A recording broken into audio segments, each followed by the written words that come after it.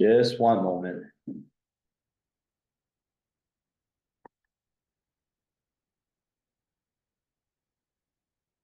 Okay, now the meeting is being audio recorded.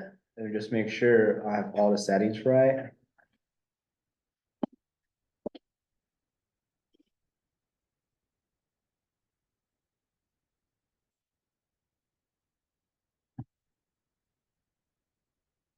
Yeah. Zoom is thinking. 4 seconds. Okay, we have all the settings right here, so I'm going to turn on the video and I'm going to read the instructions and the opening of the meeting. Okay, welcome to San Mateo County Coastside Design Review Committee meeting. The Design Review Committee is established in the zoning regulations. It's appointed by the board supervisors. Today is Thursday, April 11th, 2024, and now is 12:38 p.m. This hearing consists of 4 projects. For better recording quality of the meeting, please put your phone on silence, avoid extra chatting or whispering in the audience, and wait for my prompt before you speak on any matters. The meeting is being audio recorded. There are 2 opportunities for public to speak, including the oral communications on matters not on agenda, and a separate public comment session for each project on the agenda. Please review the agenda to identify which item you wish to speak on and the time of that item. For the fairness and orderliness of this meeting and due to the amount of speakers, please limit your speech to 3 minutes or less. The chair will open public comment sessions during the public comment period for oral communications for matters not on the agenda and for each item on the regular agenda. I'll first read comments received before the meeting into the record for those who are not present in this meeting. For those that attend this meeting in person, speaker forms are available in the back of this room. Please fill out a speaker form and provide it to me before each public comment session. For those on Zoom, please use the raise hand feature to raise your hand to speak on any agenda item. For those joining by phone, please press *9 to indicate your desire to speak. Please provide your speaker form, raise your hand, or press *9 on your device before each public comment session, and late speaker requests will not be accepted. Please note that members of the public will wait for my prompt in connection with each agenda item before speaking. Also, you cannot speak on an agenda item that's later in the meeting. When you hear your name or last 4 digits of your phone number called, I will prompt you to come to the front or unmute your account, then inform that you may begin speaking. I will then ask you to state your name, address, and email address for the record. For those joining by phone, pressing *6 will mute or unmute your microphone. The design review committee's decision for item 1, 2, and 3 today, if any, will only be recommendations regarding project compliance and will not be the final decisions on the project, the decision of which will take place at a later date. The design review committee's decision for item 4 today, if any, will be appealable to the plan commission within 10 working days by filing an appeal and paying the applicable filing fees. If you would like to file an appeal, please contact the project planner whose email address is listed on the agenda under the respective project. The CDRC does not review matters related to zoning standards, local coastal policies, and general plans. And the CDRC will only review projects based on design review guidelines and standards. Depending on scale and scope of changes, continued projects may be placed on the next month's agenda if revisions are submitted to the county by the end of business day, April 19th, 2024. Applicants should note that continuous letters may not be available by that day and are encouraged to take note of the committee's feedback. The next Coastside Design Review Committee's meeting will be held on Thursday, May 9th, 2024. And item 1 is the roll call. Mark Stackmeyer, not present. Rebecca Ketkin. Present. John Statman, not present. Mark Dean, not present. Julia Martinez, not present. James Bennington, not present. April Bingham. Present. And Moshi Porter. Present. Did I say your name right? No, it's Moshe. Moshe, okay, Moshe Porter, okay, Present. sorry. Okay, so with that, I turn it over to the chair, since the chair, Mark Stackmar is not present today, and Moshe is, or Rebecca is going to cover the chair report for Mark. Okay. And I can share that with you if you don't have a copy of it. Yeah. Yeah, just one moment.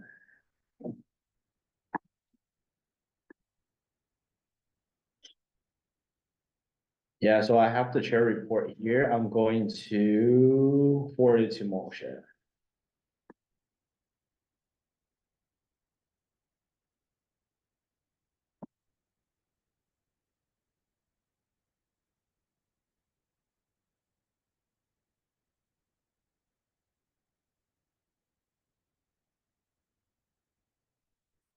Okay, so we have the chair report display on the screen here.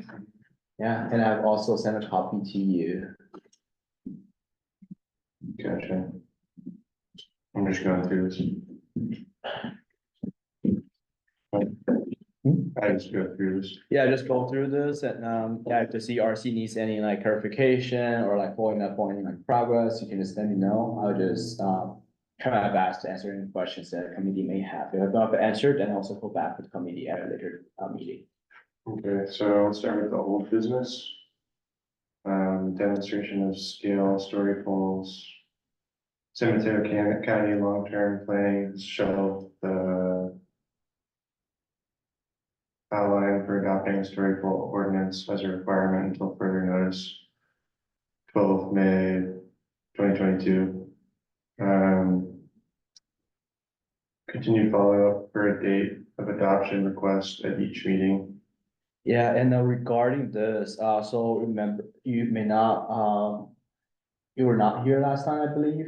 So we had our discussion. So what happened is, we discussed the existing demonstration scale policy. And now we're working on making clarification and some improvements to our existing policy. So that's in pipeline right now. And yeah, so I should have my draft ready very soon. And once it's ready, that will be sent to my supervisor, Camille Liang, and for her review. Okay. Do we have a date for that? We don't have the date right now, but we're trying to move as quick as possible on this topic. Okay. And then we have a design standards update. That's what I believe we reviewed last time. Is that right? No, this is the design review standards update. We reviewed this like maybe a long time ago, and yeah, so we received feedback and input from CRC about like a little over a year ago. So yeah, so that has been yeah, so that's in line for long range planning tasks. And the Camille may have an update, but I haven't received an update on this one. But all I know is receive input and we'll consider input, and hopefully we can update our existing design review policies as soon as possible. So, yeah. Okay. Yeah, it'd be great to have a date for that one too. Yeah. We can target. Yeah, okay, that's been noted. And then online petition. And that's Mark. Is he handling that? Mark Tim? Yeah, he created that petition. I think he's already submitted it, right? So I don't know if there's anything active. But yeah, I think he probably sent it to Camille directly. And after Camille received it, she probably had like some subsequent meeting with our management staff as well as the Norwich planning manager to see how we can prioritize the task and also come up with like a target, come with like target dates or like and goals. But today I haven't heard any update regarding this design review update ever. Okay. Have you heard of anything from the CEQA team? CEQA? Yeah, so we did like a quick training for CRC several meetings ago. Mhm. So what happened is traditionally, we don't have the sequel recommendation as part of the prior description. And yeah, so we just want to make it consistent with other meetings such as plan commission meetings, so that's why we have. Incorporate like the sequel recommendation as part of the prior description, so when this CRC render decision on those decision level projects, you can adopt like a sequel recommendation from staff. So, and also staff will be available at the hearings to provide support if the CRC has any questions about whether a project is exempt from CEQA, and staff will be able to provide analysis to support our recommendation, and kind of, but we can also walk you through like the CEQA determination process because it's still very new to the committee. Gotcha. Okay, so a new business.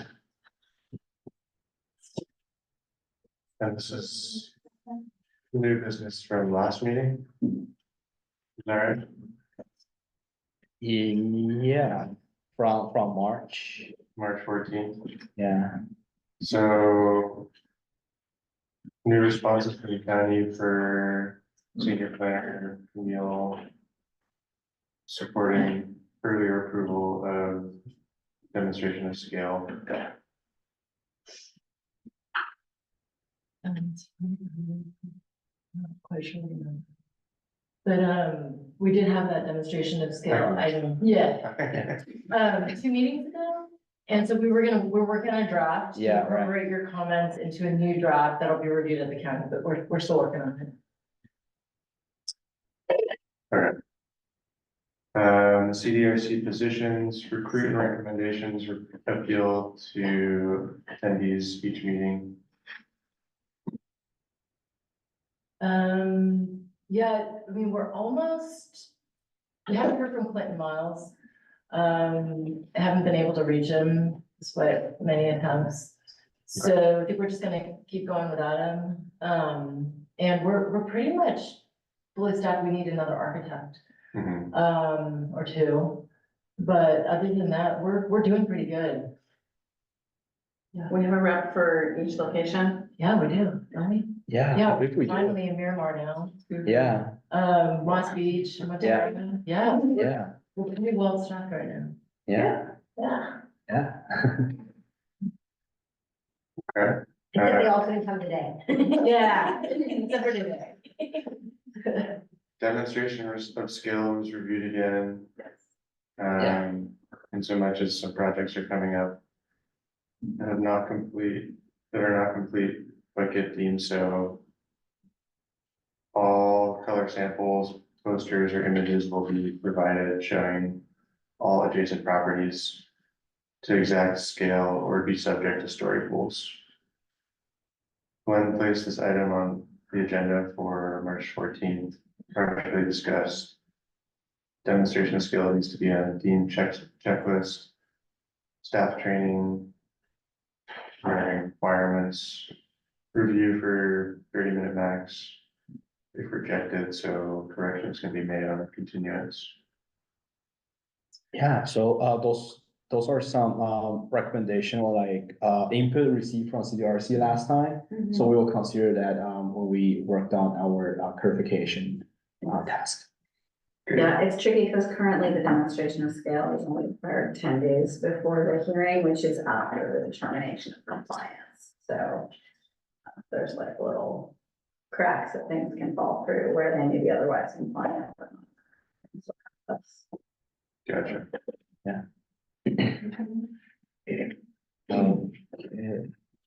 Okay, so we're at the end of the chair report.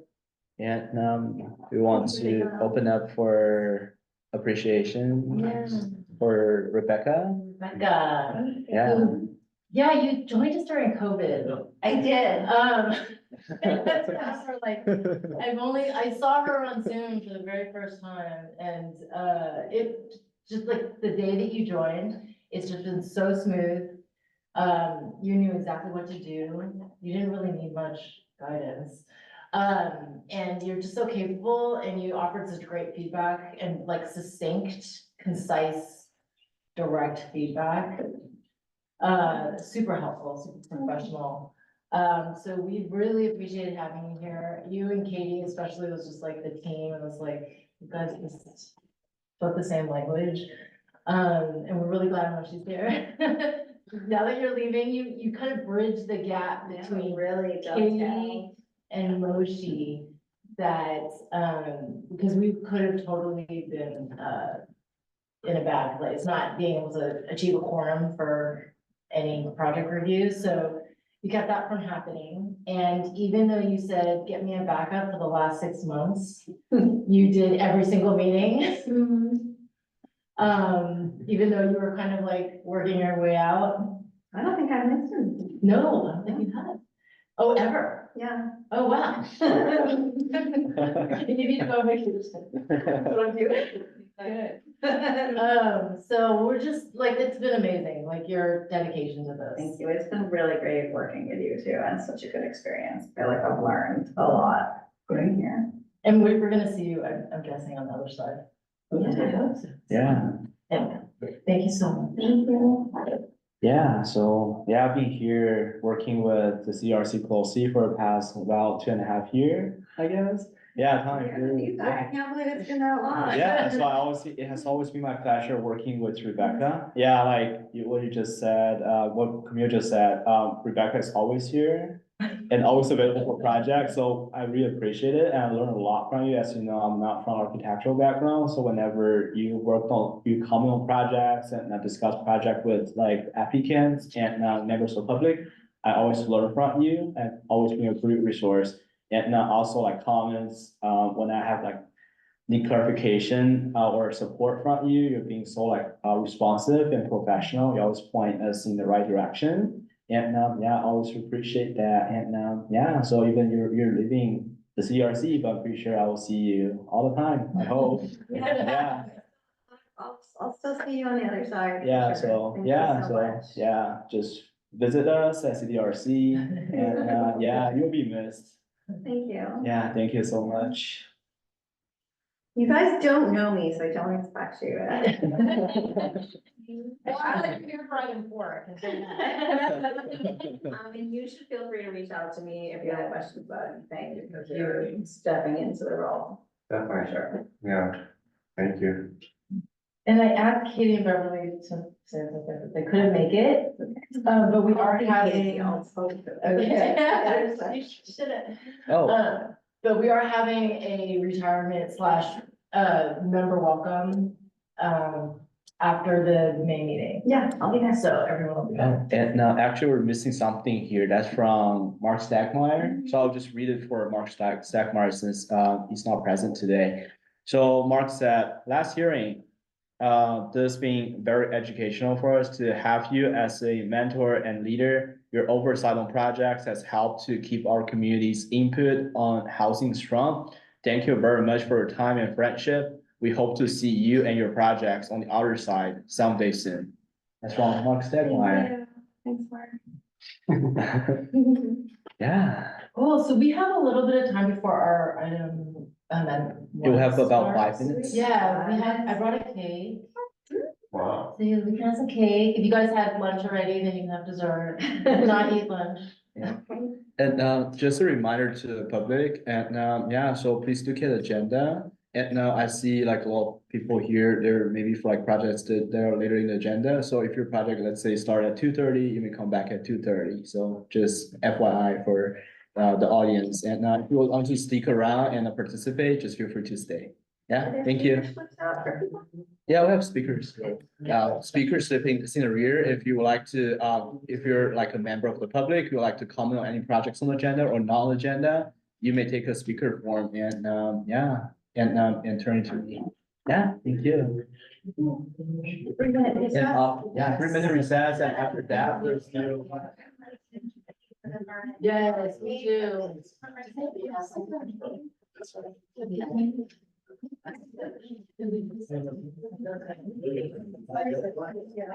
Something about you. Oh, really? I can prepare. Very nice. It's an Italian speaker. It's in your. Yeah.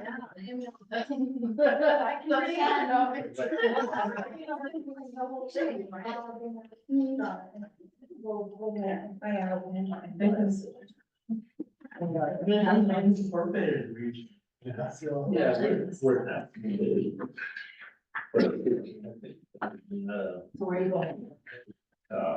No, I'm not really going on vacation. Oh, you're I'm not? just not, I mean, You're doing phasing? well, no, I mean, I'm going to next week, but. Oh, I just mean retiring. Oh, you're retired, retired from this, not from work. Yeah. Yeah. Oh, that's so And- great. Oh, Oh, it is gorgeous. It's from the audience. Do you go to the audience? No. Oh, my God. Where is it? It's like at the Crystal Springs Plaza, where like between, Mullen and Hills Road, it's like right at Tweedy and then you know. Yeah, I know where that is. But I didn't know It's in that plaza. Really? They have like Italian cookies, like all the ready type cookies and varieties. Is there another? Let me know, I don't know. Let me see, I think I might have, I'm not sure. I've got a friend who works at. Oh, do you? Yeah. It's not gonna be a, Yeah. maybe if I have, I'm like, Right side. I brought salads. The left side. Anybody wants some? I didn't know there was food, so I ate. Okay, anytime we start at 12:30, Yeah. we went to like some type of, like boards and commission meeting where it says if you host it, you don't. So I feel like it almost. Yeah. I didn't look at it, and think, I may not eat till like 3 o'clock. Oh. So good. Okay, I brought salad. I'll mix it.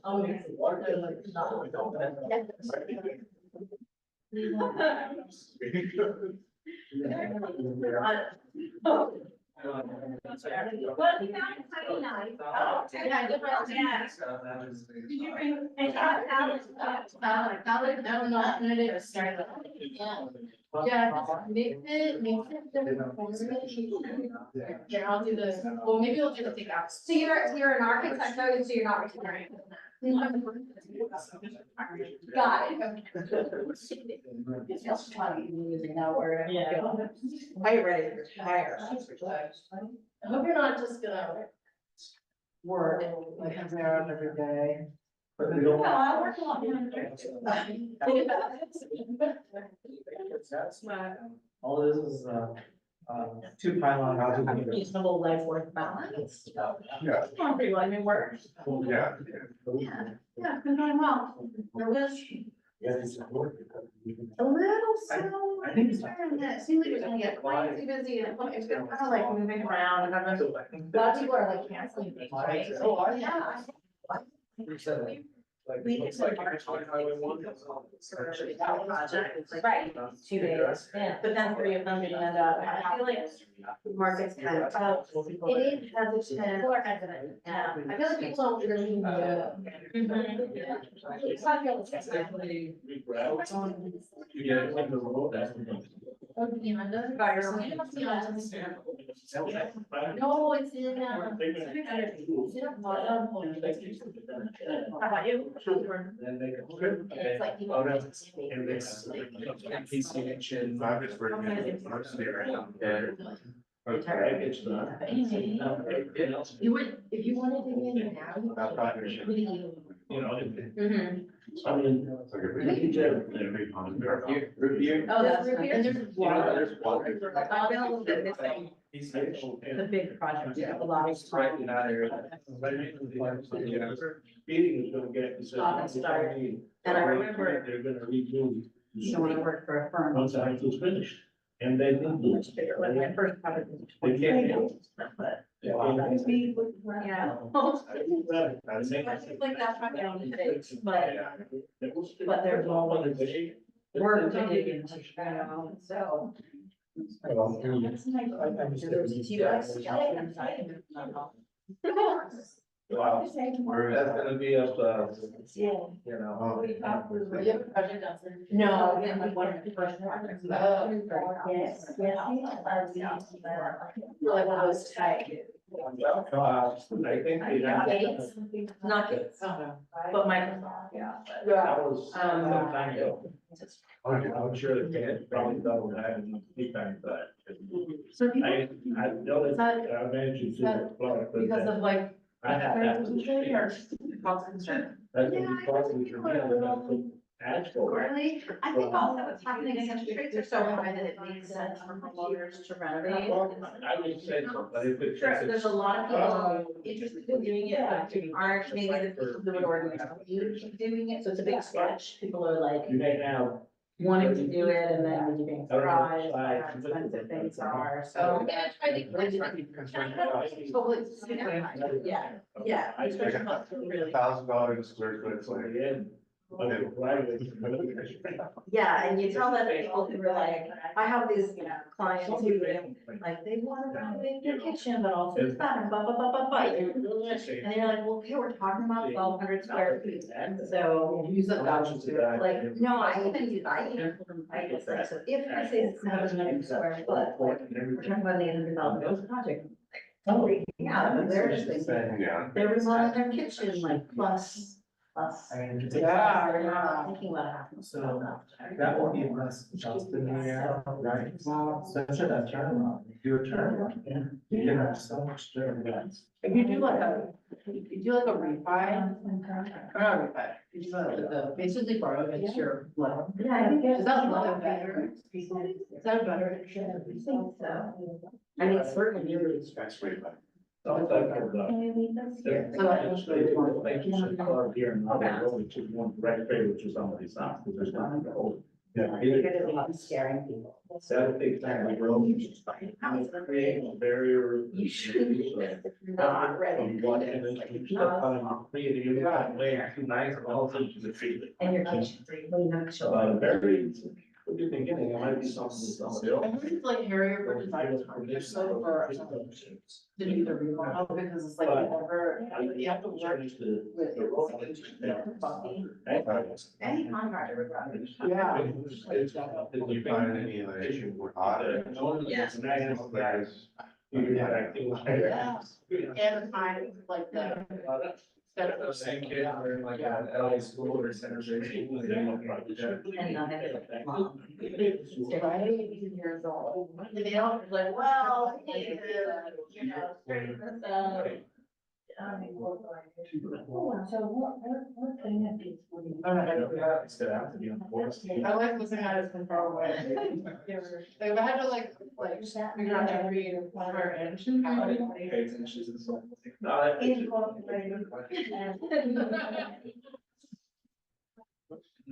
And then it has to be.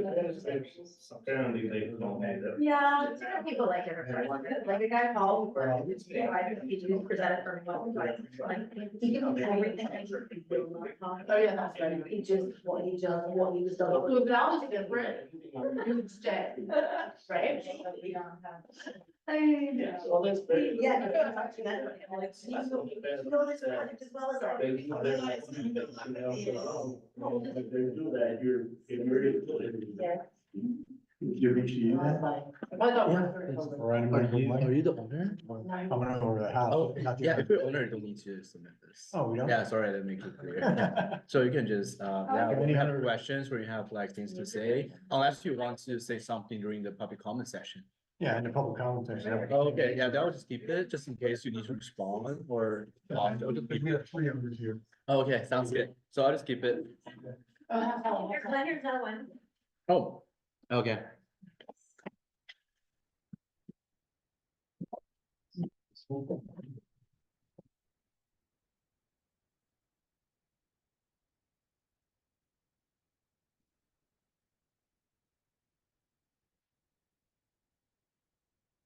Let me get bold just for air.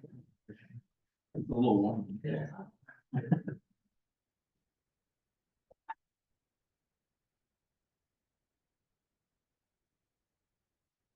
Okay, and now we're at 1:06 right now. Before we start reviewing the first project, I will just offer opportunity for the public to speak on the matters, on any matters not on agenda.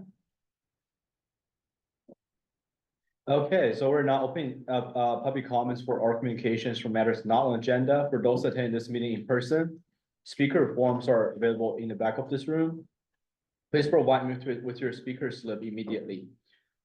For those on Zoom, please use the raise hand feature to raise your hand to speak on this agenda item. For those joining by phone, please press *9 to indicate your desire to speak. When you hear your name or last four digits of your phone number called, I'll prompt you to come to the front or unmute your account, then inform that you may begin speaking. I will then ask you to state your name for the record. For those joining by phone, please press *6 to mute or unmute your microphone.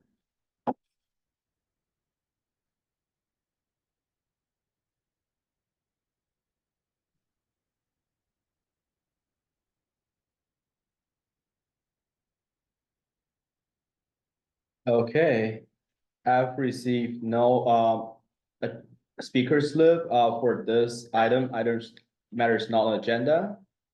And I don't see any raised hands on Zoom either. So I guess Moshe, please indicate if you would like to close public comment because you're the covering for Mark. Sure, close public comment. Okay, so okay, public comment session now closed. And now we're moving to item 1 on the agenda, and the representative for this item is April. Okay, so this is only my second meeting. But we'll do our best to cover it all out. So we have owner Kelly Boo and John Wilson. The applicant is Farouk Sajak. File number PLN 219-00467. The location is on Lee Avenue in Miramar. And the assessor's parcel number is 048093020. Consideration of a design review permit recommendation for the construction of a 2-story, 1,965 square foot single family residence and an attached 682 square foot 3-car garage on a 9,599 square foot vacant legal parcel. Certificate of compliance PLN 2016-00354 associated with a staff level coastal development permit. Minimal grading is proposed and tree removal includes 5 cypress trees. Project includes a proposed road extension and a new fire truck turnaround within the Lee Avenue County right of way. The CDRC will not render a decision, but will make a recommendation regarding the project's compliance with design review standards. Staff will make a decision on the design review permit and CDP at a later date. The project is not appealable to the Coastal Commission. Application deemed complete January 17th, 2024, and the project planner is Camilla.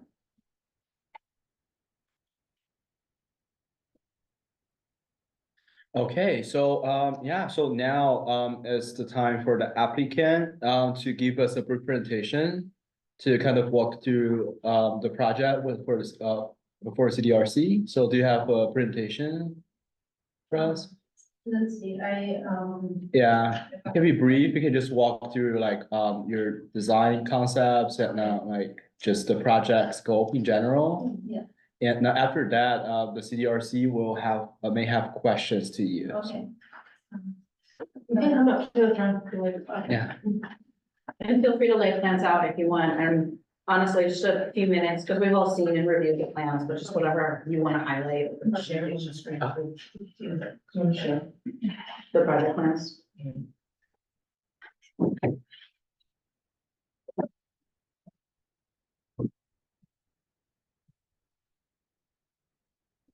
This is maybe the best way to do them, right? Okay. We'll put them up here. Yeah, it might be better just to point at the plans up here. Yeah. So the public can see as well as. Okay. Can see. Yeah, we're proposing to build a 2-story residence and. Oh, I don't want him. wait, that's I didn't know. Is it? But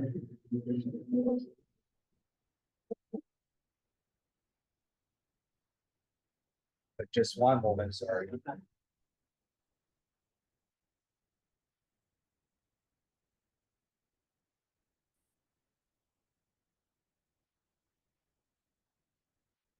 Move back to SharePoint if you want.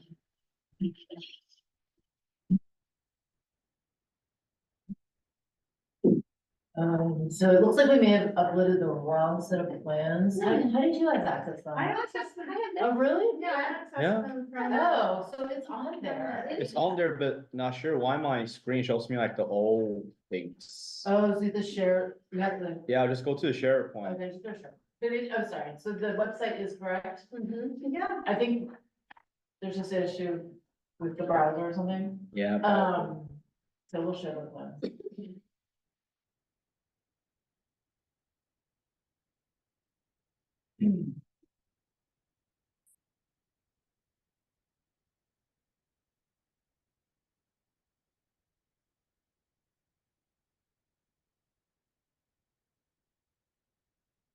Okay, so we have the plan on screen.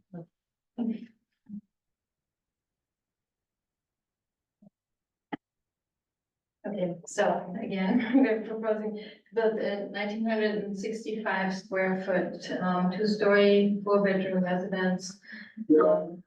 Has 3.5 bathrooms, and a 682 square foot garage. In the rear, it has a covered patio, and there's a small balcony at the front. And in order to access the property, there's gonna have to be a little additional paving to be done. There was an issue with the fire turnaround, which met with the fire department and have proposed to improve the paving and upgrade the fire sprinkler plans to mitigate that there's no fire turnaround possible there. The fire department has given their approval for this. And let's see, that's kind of the basic project scope. The house will be, has white stucco, it has, fiberglass windows and metal roof. And then we have a few wood accents to set off the tall siding, especially facing the highway. And the covered patio it's not fully covered, it has a sort of, like rafters to provide a little bit of shade. And there, another issue was there were, cypress trees on, the front of the house towards the right, if you come from Lee. We had an arborist evaluate them. They're very close to the house during construction, and they're also, in his addendum to his original report, he said they're not really in good shape, and they also present a risk of falling, which has been proven because one or two of them have already fallen, so there are only 3 left. And to mitigate that, we're taking out trees. There's a planting in place, a landscape plan that provides new plants to make up for the cypress trees being taken out. And yeah, so that's our basic scope. And, I need to answer any questions or. Yeah, no, so the next step is we'll actually is clarifying questions. I think that's, if you're done, I think we'll open it up. That Yeah, so that would fall to you. That would hold me. Okay, so I'll open it up to questions. Okay, so we'll start with questions from the committee and then questions from the community, right? yes, right. Okay. Do you have any? Yes, so I think I drove by this site, it's where the story poles are, is that correct? Yeah. Okay, so you do have story poles and I was able to see that, so I can confirm that those were your story poles. Yes, there. You're quite close to a highway. Can you, I don't know if you would toggle to the landscape plan. Can you talk about your plan for screening? Or if you're I saw you, I was just trying to locate the hedges relative to the highway. Are you building a big hedge on the side facing the highway and installing it? There's a planting place, a landscape. Yes, I think it's sheet, 10 of 15. It's L1 shows is, right there, it was, yeah. L1? Yeah. This so is it our- calls out, I think, an existing Monterey cypress hedge, but that's on the back side of the property from the highway, right? Yes, that is like, there. Yeah, and here. That is it, right? Yeah, so Yeah. where's the highway? Is it there? The single plans. The highway is a corner diagonal. It goes like this. Okay, so along the trends. Yeah. Okay. So. So you have a 6-foot fence and a pittosporum hedge that you're putting in, is that right? Yeah, there's hedges we Okay. put along inside that house. The house. And that's really more for you and for the neighbors, but Yeah, it's just a fairly exposed location. yeah. let's see. Oh, another question that I had was if you could go to page 6 of 15, which is sheet 4. There are 2 shed roofs that are at different angles to each other. It looks like maybe the 2.5, the 2 to 12 is, trying to skirt under that window. I was wondering if you can see on my screen, I copied the 3 to 12 angle up to see if it would hit that window. Right. Because I was trying to understand, if there was an aesthetic thing driving, why you wanted those to be at different angles, or if it was about making space for that window. It was really, mostly we wanted these, if you look at the front elevation, we wanted these to have different heights, like right here and here. Okay. So just for aesthetic reasons mostly. Okay. Yeah. Okay, so it sounds like it's creating some articulation. Yeah. And then, also on that same elevation, on the second floor, there's a glider window under that roof. Is that over the television? Let's see, which one are we looking at? This window? Okay. It looks on the plan like, I mean, not that, it doesn't really matter where you put your television, but I was just kind of curious about that and what the height of that windowsill is. 'Cause it looks like it might.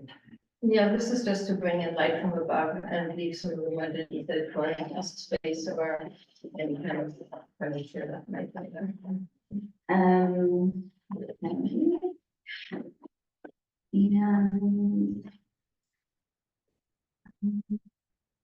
on the elevation above that, the wood paneling, that's on the left side, the east elevation, is that in plane with the stucco? Yes. Okay.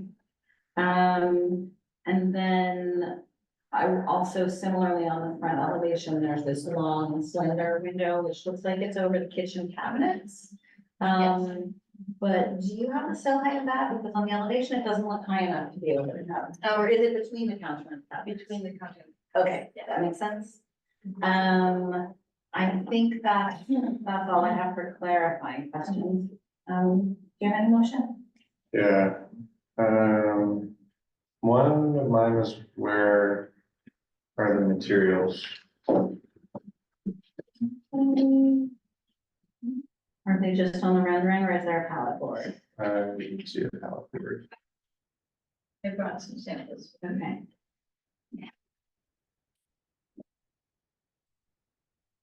And exterior lighting specs too.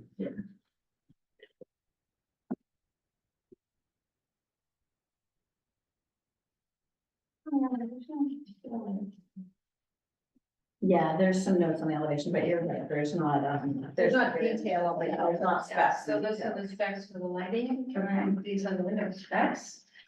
And this is the color of the outside. And for the roof.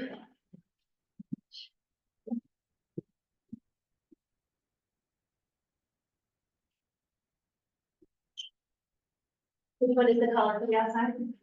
This. Oh, okay.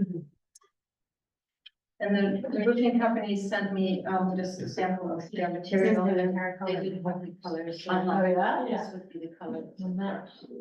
The dark one, okay. And so when we get to the discussion section, we'll revisit some of this stuff, so we'll want this included in the plan set. Sounds good. But that's great that you have those templates here. Cool. And then, so you mentioned the fire truck turnaround in the description is not needed. There are plans there, located on the civil plans.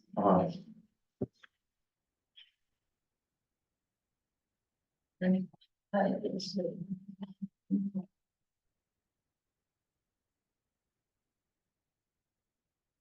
and also, if you look on page 1.1, I created that, page for our meeting with the fire marshal.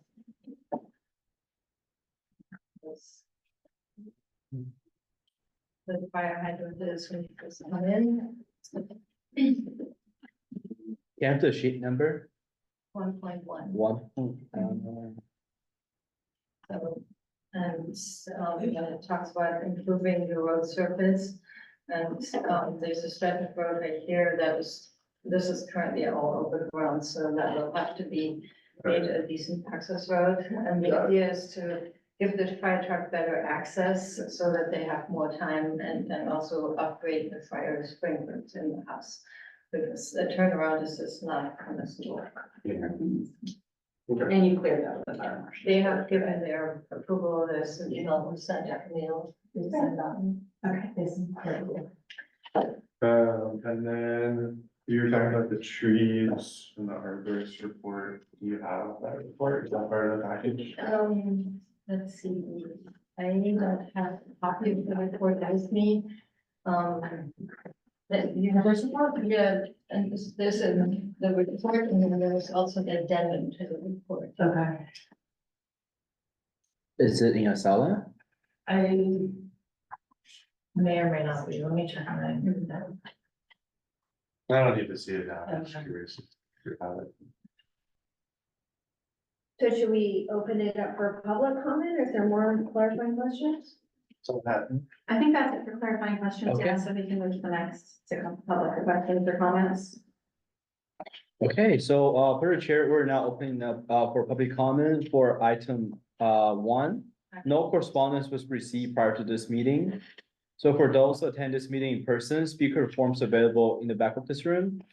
Please provide me with your speaker slip immediately. For those on Zoom, please use the raise hand feature to raise your hand to speak on this agenda item. For those joining by phone, please press star 9 to indicate your desire to speak. Please provide me with your speaker form. Raise your hand or press star 9 on your device immediately, and late speaker requests will not be accepted. When you hear your name or last 4 digits of your phone number called, I'll prompt you to come to the front or unmute your account. Then inform that you may begin speaking. I'll then ask you to state your name for the record. For those joining by phone, pressing star 6 will mute or unmute your microphone.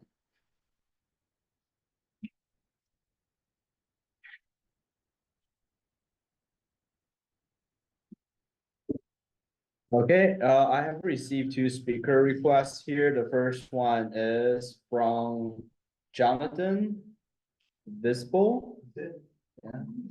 Okay, Okay, so, I'm Jonathan Bisbal, owner of 412 B Avenue, which is right down the road from there.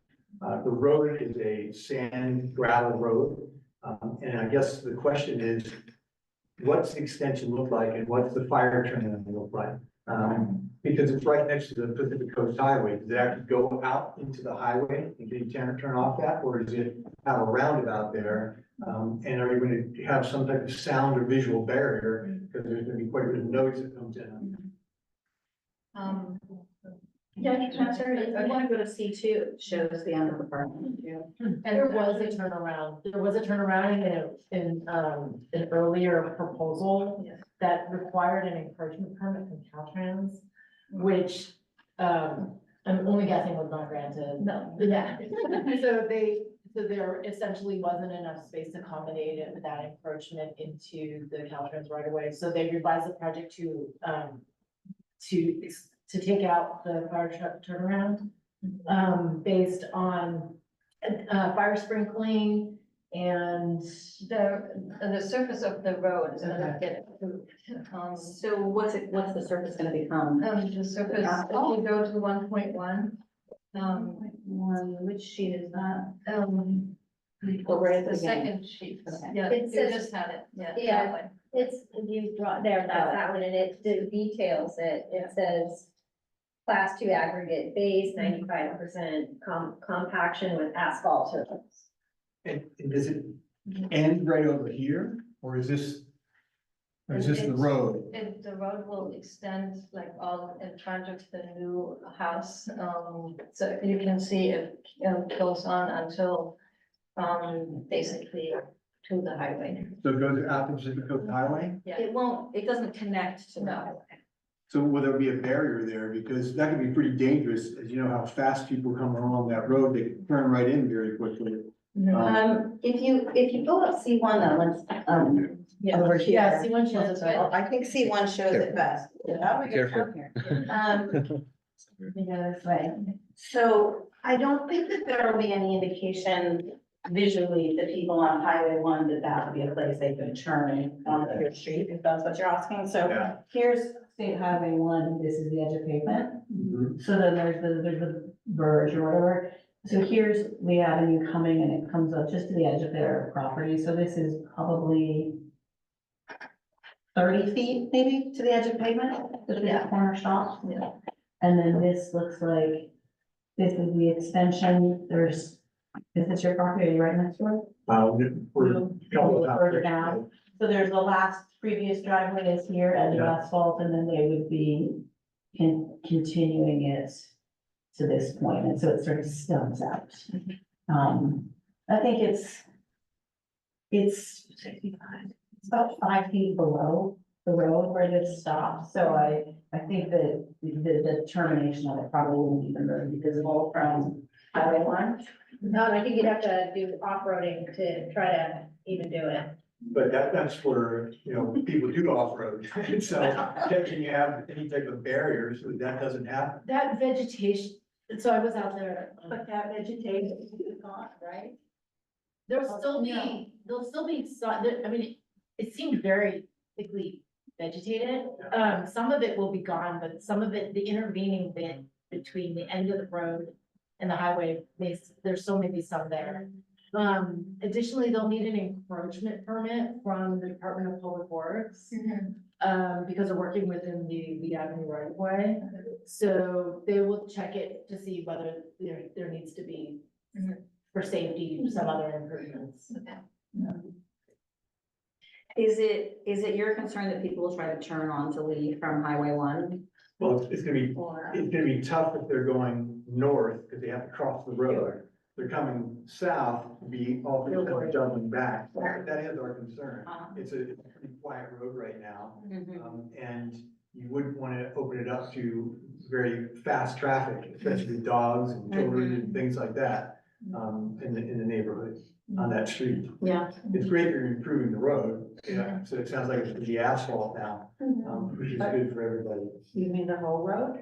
The whole Lee Avenue or just? The whole Lee Avenue, there's a fire hydrant at the start of the road, so from that hydrant up until the residence that we're proposing is gonna be approved. road surface.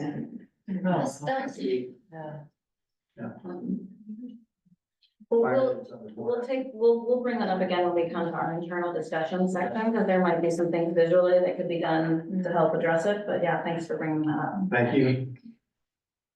Okay, thank you. And now the next speaker from I received is from Frank. That's it around? This one here, I got. Wait, this may be for another project. It's for a different project. Is it for a No, different It's for this one. It's for this one. Yeah, it's for item 1. Frank, someone from, Livon Pine.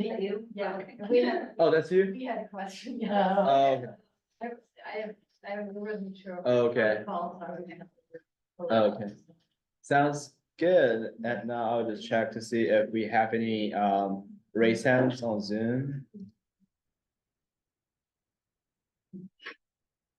Okay, I don't see any raised hands on Zoom, so April, please indicate if you'd like to close public comment section for item number 1. Yes. Okay, public comment session closed, and now we're moving on to the community discussion session. Yeah. Well, all right, I'm gonna start. It's my last hearing, so I'm just gonna go.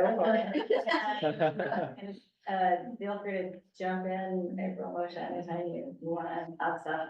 I wanna start by saying I wanna thank you for correcting story polls. Especially because of your location, they're very visible to the community. And I think that it's a very modest proposal, given the size of the lot. It's not aggressively trying to maximize the coverage of the lot. The style of the design is, I would say, pretty internally consistent. Feels like it knows what it is. It's a modern house, clean, simple lines. I think that it is pretty well articulated, which is one of the things that we deal with a lot here. I would say that my only real concerns around it are the fact that it's entirely stucco. So we do tend to ask for secondary or even tertiary materials and colors. And personally, I like white houses, and I know there is a very big, very white modern house right near you that's already built. That's a big feature of what you see when you're driving on Highway 1, so it is kind of consistent with the community.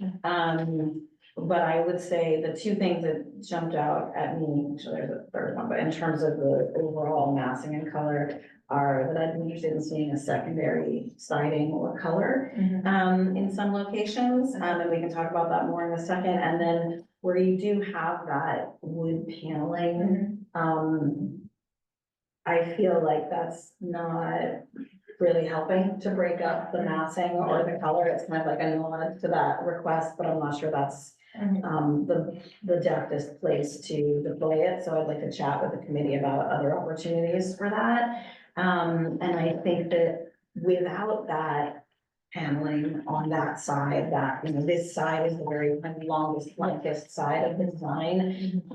So I think that some additional windows on that side might help to break up the massing there. And then there's also, it looks like there's an exterior sconce on that facade that isn't associated with a door. The one just to the left there. Yeah, is that serving the hot spot, or what's the idea for that? 'Cause we usually try to limit it to one per door. Okay, I think that it was just because the patio was, near there.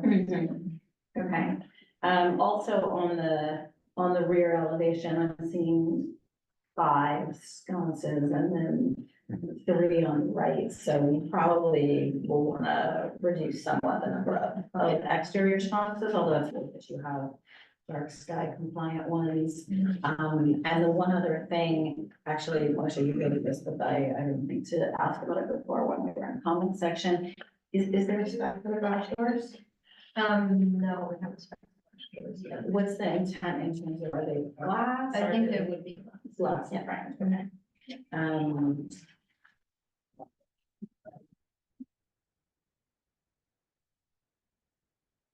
And then I'll just show you guys, since you're all upstairs, you can kind of ignore the purple, but these were the, I just added washes of color to the renderings in the areas where I thought it might be worth talking about adding secondary colors.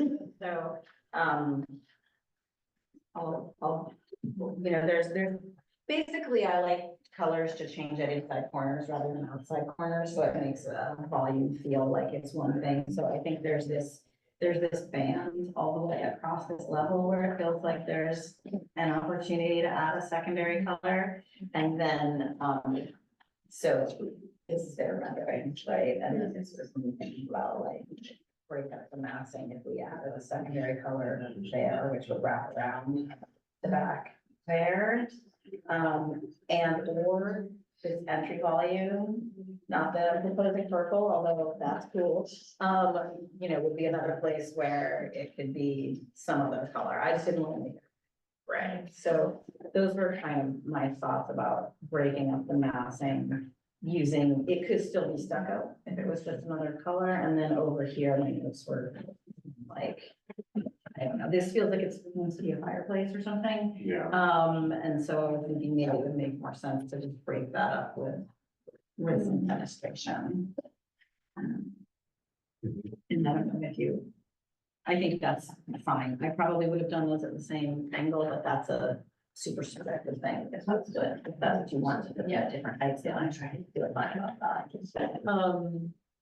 So the small window, there, it's actually. Oh, okay, that's okay. Okay, thank you. Yeah, I probably could have, yeah. So- So I really like that it's white, and I'm gonna tell you why, because there's a house directly in front of it that matches this style, there's a house behind it that matches the style. It kind of blends the There's a whole lot of white in neighborhood. that neighborhood. There's a lot of white in this neighborhood. Yes, that's right. And, but I do like also the way that you could break it up. I mean, I like the wood here, but then I would replay the wood because it feels like maybe the wood is just its own thing, right? Like one little strip of wood. Yeah. So then, since you haven't selected garage door, which you called out, you could do garage doors that would actually, Do the glass doors in wood? yes, Yeah, instead of glass. instead of glass, and then that would, that would break all of this too, the, you know, especially if this wasn't additional, like repeating white colors. No, Yeah. we had at one point also talked about, putting maybe some wood like here. Yeah, I mean, I think if you're gonna do this vertical stripe detail as your way to introduce the secondary siding, that it should happen in more than one place. And then I would also want to talk a little bit, and this is sort of a building permit or even a construction drawing, so think about how that meets the stucco, and if there's a reveal or a trim board or something, because it feels, I mean, first of all, the thickness of the material is unlikely to be identical, you know, the stucco to the wood, so you want to think about that transition. Yeah, I mean, it sort of, what Rebecca was saying is it kind of makes it look like there's a fireplace. I mean, there is a fireplace in this house, I wonder, I don't think it's. Yeah, there, it's though. not I there. would- The it's not fireplace there. is- I don't know, but I wonder if Fireplace is cladding right here. the fireplace in that material would be a better place to put that material. So we put this material here because this is most visible from the highway. That's why we thought they would break it up. But I see your point of it not being completely plain, so it could maybe just protrude a little. Yeah, it could punch out, I mean, then it's gonna feel even more like a fireplace if it punches out, which I feel like I'm loath to like, you know, push you to do things which feel kind of false in terms of like intent, you know, the material speaking honestly about what's on the interior, but, We haven't detailed this yet, but I can also see the piece of metal on which side. yeah, I think that would be a good way to detail it. What do you think? I'm curious if you're gonna use like a natural wood, because, I mean, I like the concept of mixing the wood and the stucco quite a lot, because I think it's quite organic. Yeah, But I'm curious what kind of wood you would. we were probably gonna use like some western cedar, yeah, That would be very like pretty, a nice. nice warm house. Yeah. So if that's the material you want to use as your secondary siding, I think that seems appropriate. I think we would just want to have some discussion about making a few more locations and figuring out what the best locations are. Okay. So I think your consideration of adding, you know, breaking down that side, which is the least broken down and the most visible from the street, that does feel like an appropriate place to add that. Yeah. It just feels kind of fly to me the way it It is. feels really, now. yeah. And you know, for example, the entry volume here, which has its own separate roof form, like that feels like a kind of natural place, or where you have this break, these feel like more, elegant. Right. Like natural to the architecture places to add a secondary color is. Yeah. No, I like that idea of adding the secondary color on the entry, Yeah. because it also consistent with design standards to not make the garage the prominent feature. But if you added a secondary color, you would draw visually the eye to the entry versus the garage. Another thing you could do, so is that band of color, so this is the side we're looking at that's most visible from the Yes. highway, right? Yes. So is that band of color roughly where this bathroom is on the second floor? Let's see, so, the band of, yeah, exactly. Yeah. Right. So, you know, if this bathroom wall were inset or outset some little bit, then that would make a really natural place to make the color, and it would make sense, even if it was only, I'm not looking down at the first story yet, even if it was only on one story, if you, for example, inset the vanity wall 8 inches, and then that was where the material was, that would make a lot more sense of it. Or even if you popped it out. Yeah, or you could, I think you're nowhere near your setback lines, right? So you could pop that out, and I think that we could probably leave it open in the language so that it was your choice whether you come in or out, because I know people are always hesitant to make things smaller. Okay, yeah. So that it was relating to an actual job. Right. Yeah, I see that point, so, and I think popping this out would also be good, it would make that master bathroom could use a little bit more space. Yeah, so, and you could have your choice of popping out the master bathroom or the master bathroom and the walk-in closet. So that you could make that strip either the 14.4 inches that you have shown on the Yeah. plan, or whatever the dimension is corresponding to that. Yeah. I think if you put it there and maybe put that material at the entry, on one of both sides, because you have this volume that's inset here. So that, you know, here and or On the other here, side, yeah. Okay. that would start to break things down and give us that secondary material. Okay. And, even though, we tend to encourage warmer material, I'm fine with the white as long as we have a secondary Yeah, material. and that's- yeah. I do, I think it's very consistent with everything around it. In Yeah, fact, I think it goes to blending the kind of farmhouse, White House that's in front of it with the ultra modern that's behind it. so Right, kind of okay. blend, yeah. Yeah. right, Um, okay. Yeah, and we chose that wood accent to give it some. Yeah, and I can see using that at the front as well. So that'd be nice. Is there other stuff you wanted to voice, motion?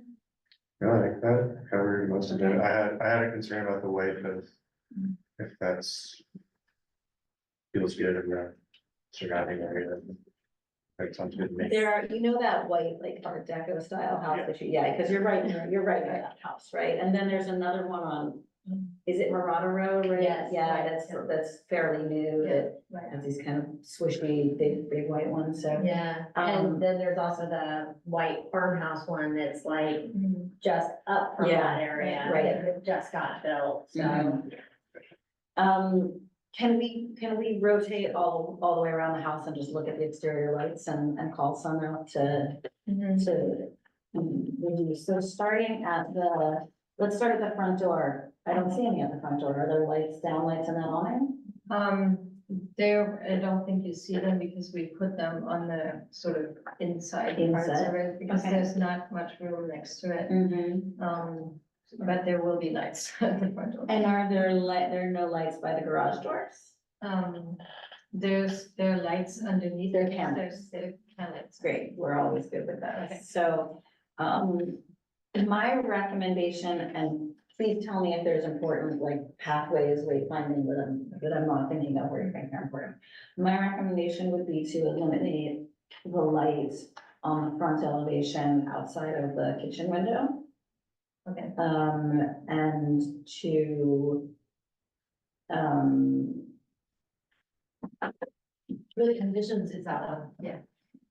yeah, and to, I don't know, I mean, I think by the guidelines, we would probably want to get rid of the one on the left side elevation, but let me toggle over to the plan because,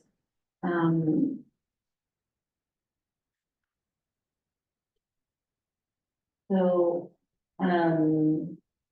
There's one meditation. Oh, here, so, okay, so you have a light on this side, so there's a light, which looks like it's right here, which is sort of near the hot tub. Where is the door to that patio? Oh, is this the door to that patio? It's that. That door 5? Okay, so let's keep toggling around. So by door, okay, so you have 2, yeah, okay. I'm gonna say, I would recommend eliminating the left side elevation sconce. Okay. And then on the rear elevation, where you have, it looks like you have 3 at that patio, I would ask you to go to 2.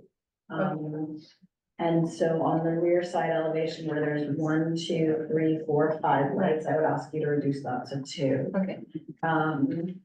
And on the right side elevation, 2 total at the rear? yeah, well, so there's 2 on the rear elevation. And I would say those should, There's 2 at the rear? I know, there's looked at 5. There's 5, but it actually, I'm wondering if there's one that we're seeing in side view. Yes. Oh. Yeah, so that's the one that should remain, which is also visible Okay. on the west elevation. The sconce by the door on the west elevation is good to remain. The sconce on just the blank wall on the west elevation, I think should go. This one, this is near your entry, right? So this one can stay. Yeah. So I would remove the middle sconce from the west elevation. And, are you taking notes? Yeah. Okay. So you know you're the one who has to write that. Okay, are you taking, okay? Because I could not talk, So then, I mean, on the rear elevation, so you actually, I guess, have 4, because one person beside you. I mean.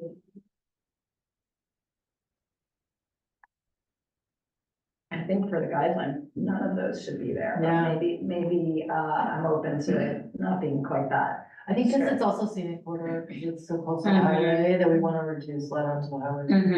So This all is 4 lights are gonna go? Well, we can, I mean, we're in discussion, so I'm just kind of throwing it out there, and then, anyone else on the committee or you, if you're like, no, that's an important, like, we can talk about it. I think for us, the important ones are on the rear elevation, like, these here and this. That one for sure should stay by the door. So I'd like to see these 2 go. Right. The 2 which are, is that the side of the garage? Yeah. On the side of the garage. And then, it's really, I don't know, do you think that 3 is okay back here, or do you want to just make? The one that I can. Okay.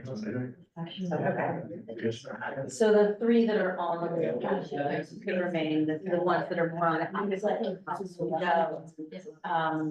And then we would ask for the wood siding on the left elevation, have an inset or a bump out bathroom, and just to be deployed on that wall, and then to be deployed again at the entry wall. And, I don't know if you feel in light of if we have those 2 places, if you feel like the garage doors need to be wood, or that could be something we leave as a suggestion if we want to go into flexibility to make them gloss or wood.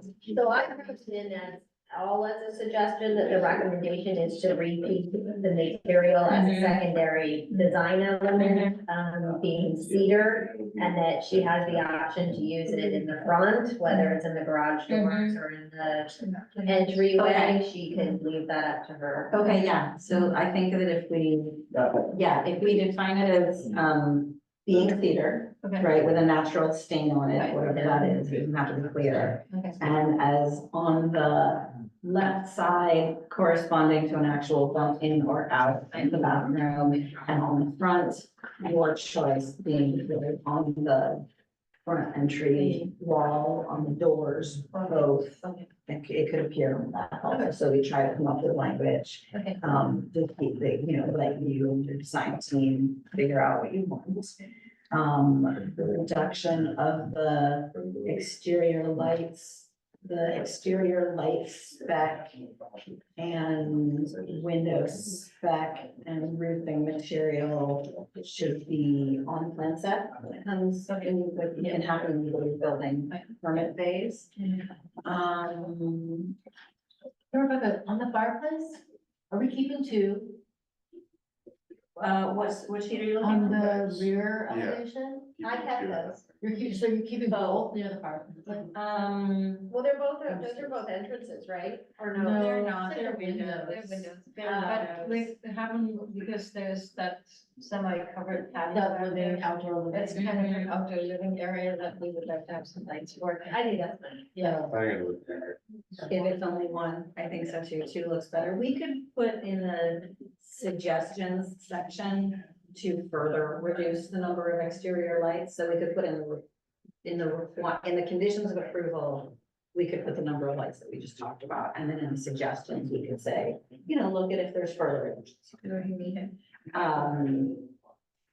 Let's see. Dark bronze, black rocks, dark bronze.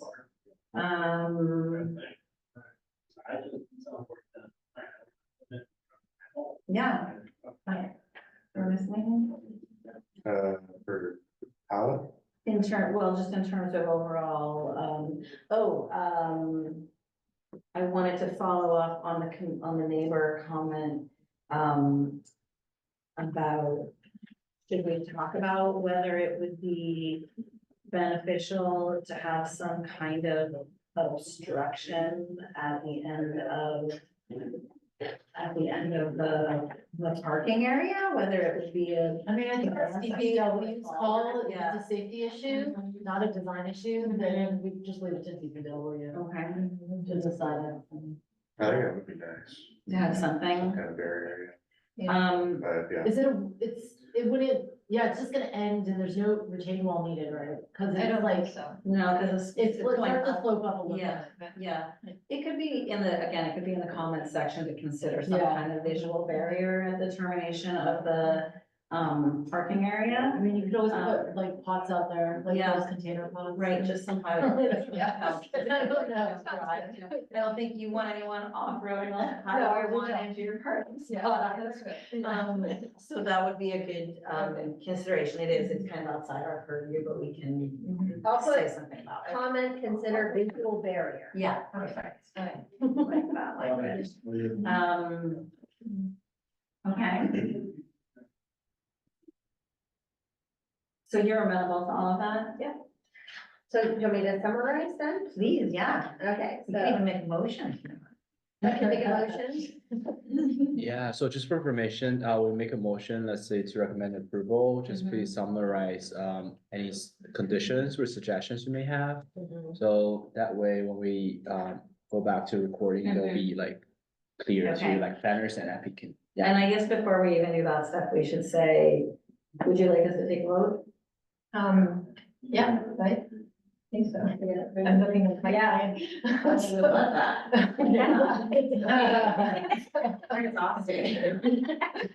We're tired. Okay, yeah, so, I'll recommend that we take a vote to approve. Okay. And then do you want me to read those first? Yeah, just summarize, Yeah, so please summarize. the conditions of approval then are that the material specifications need to be noted on the plan set. That, you minimize lighting. And then there is a recommendation, and then there's specifics about the minimized lighting, and we've noted those here. I have a picture of that for you.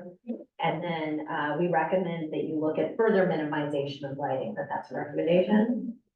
That we recommend, that you repeat the material of cedar with a clear finish on the front of the house, either in the entryway or through the garage, and we'll leave that to your discretion. And that we also have the cedar and wood repeated in the natural stair on the left side.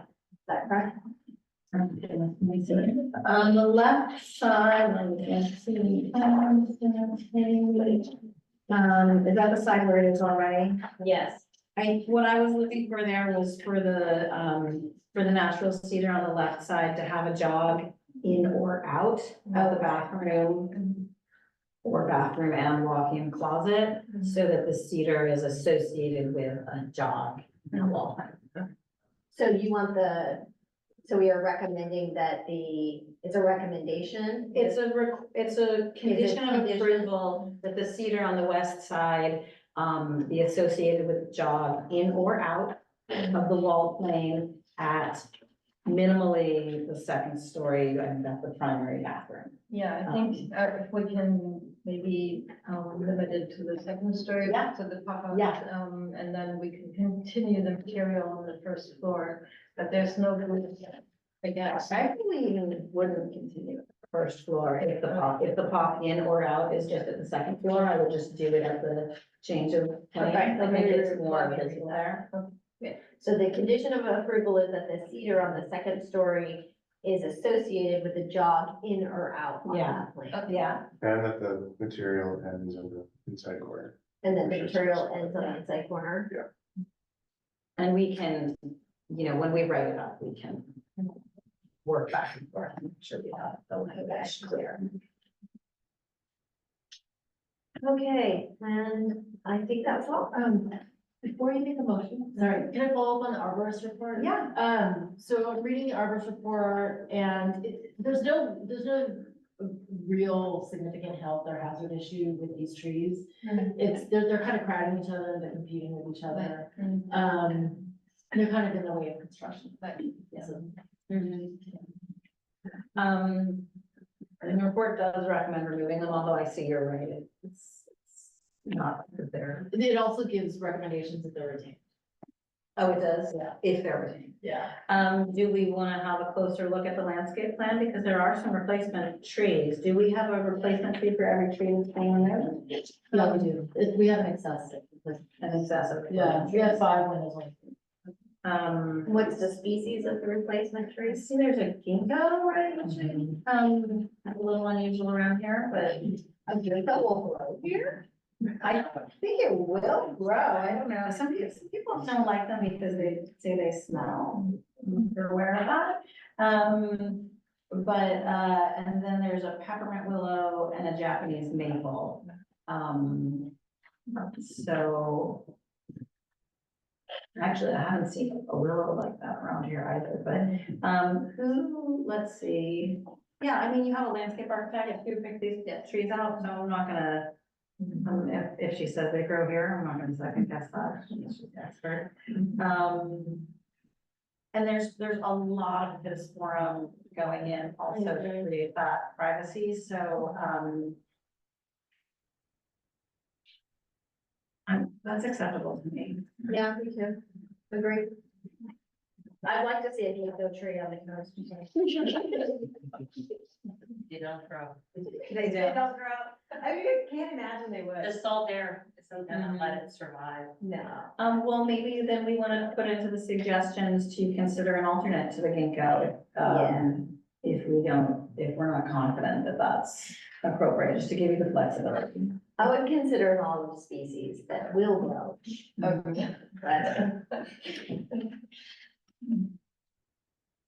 been surprised too to see how well, French trees. do. They do really well. But go ahead and try the ginkgo, I'd like to see one. Have we addressed your concerns, Mel? You okay with moving on? Okay. Okay, so do we have a motion to Okay, then, would you like to make a motion I want to make a motion. to recommend approval? Is there a second? I'll second. Okay, then I'll do a roll call. Motion Porter? You said yes? Oh, yes. Yeah. Rebecca Ketkin? Yes. April Behan? Yes. Okay, motion passed, and this is a recommendation for approval, and you will need to work with your planner directly regarding next step. Okay, Okay. congratulations. Thank you. Thank you. Congratulations. Okay, and now we're moving on to item 2, a project in Alprenada, and April is also the committee representative covering this project. Can I have 1 minute? Oh, sure, we'll have a 2-minute recess. Oh, no, sorry. It's a stop level. So I'll talk about that. in the next couple of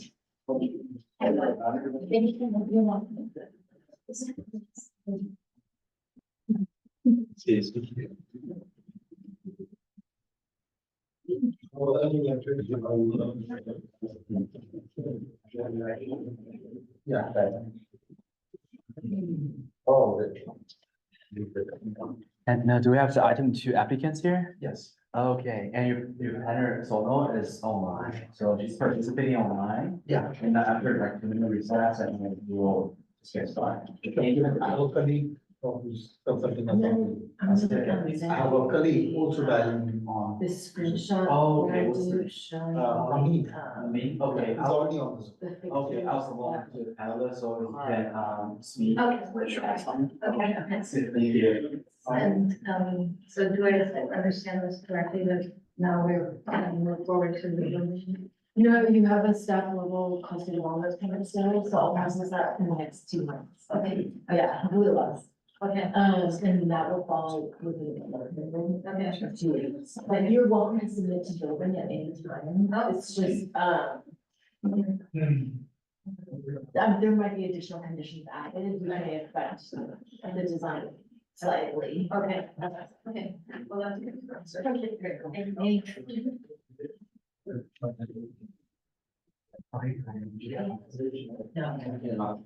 Over the camera. Right. And whenever it's on, just like so, my heart will just get so. Oh, I think that's. yeah. Yeah, this is like kind of.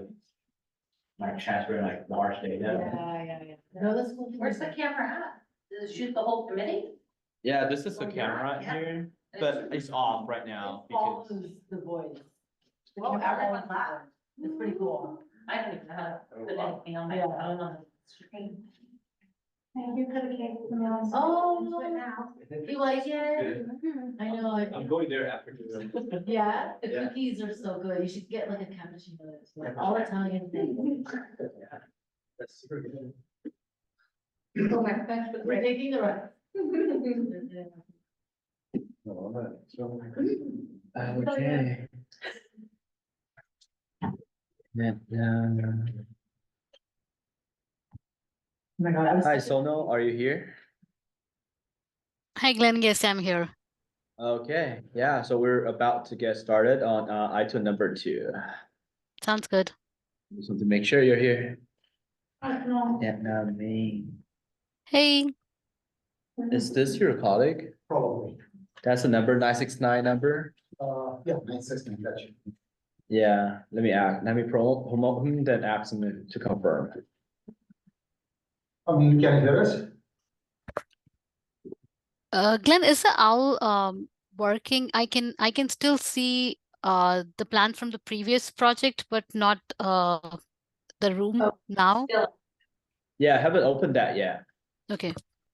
The item hasn't started officially.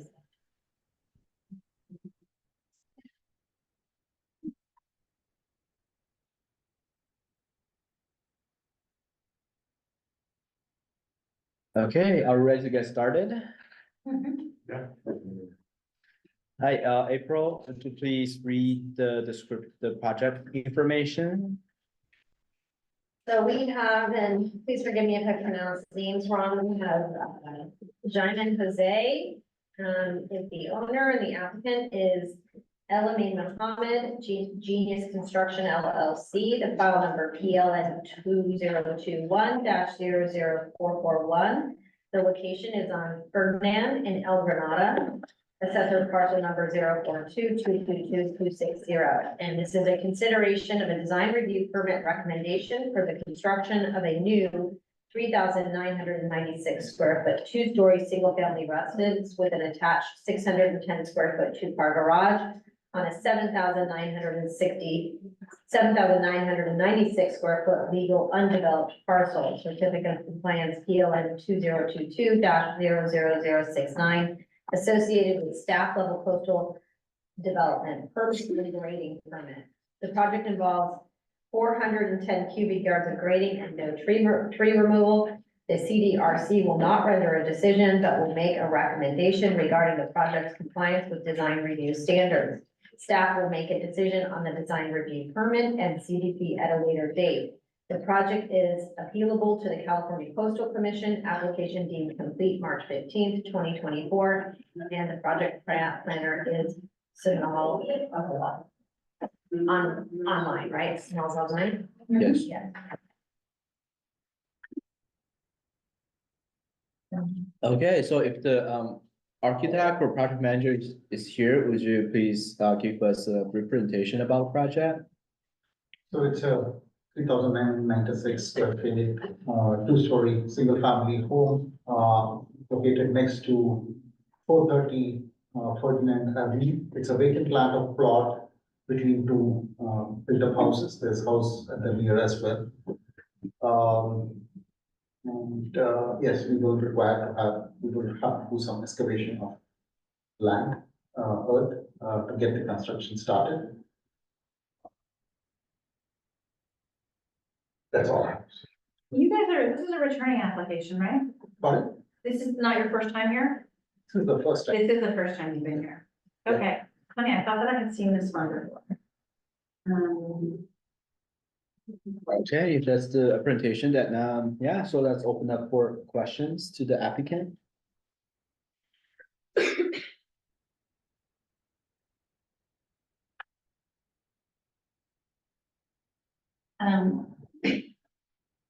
So we're gonna start?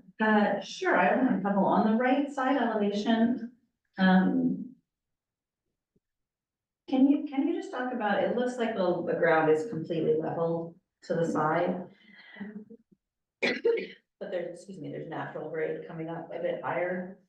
Yeah, that's There. right. So the way the land is currently is the houses to the right and left, we seem to have excavated land. So this vacant plot, the grade shows. So we'll also need to excavate that land and then get it planted. So will That there was be the question. retaining walls at this, will there be retaining walls at the property lines, or you're coming down to meet where the neighbors already are? I don't believe there is any retaining Okay. wall plan.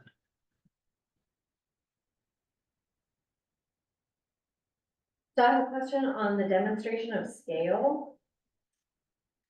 There's no story poles, right? On this one? No?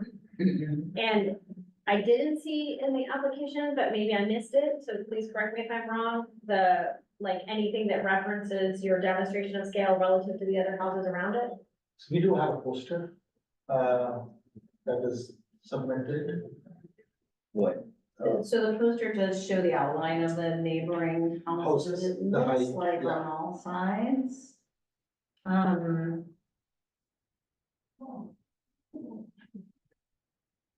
Just one moment, trying to find the page. Okay. How did you get there? I just tried that.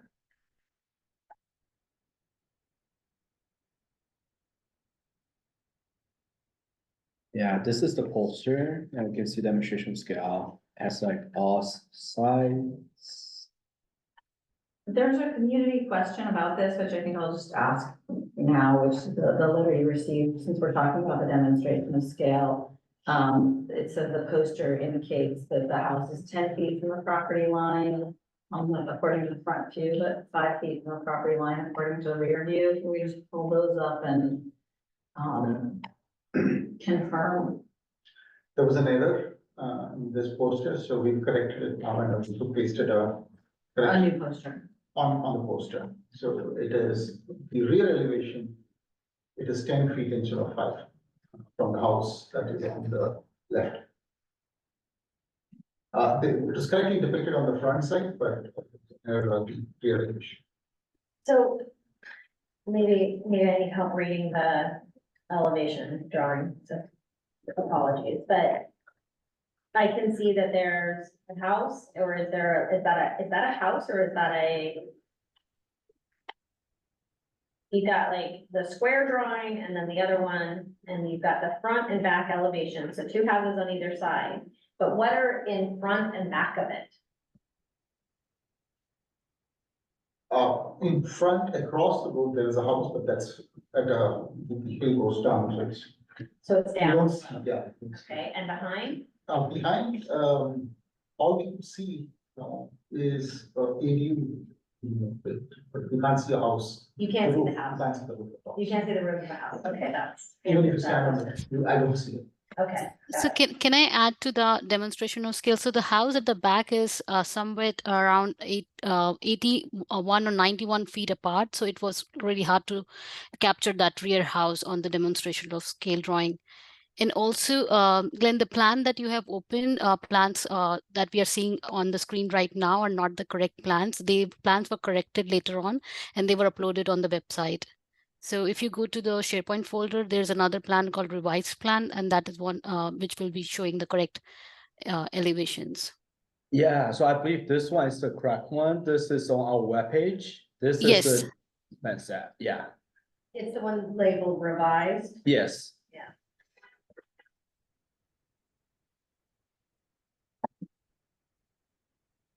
Yeah, this is the correct plan, which is available on our website.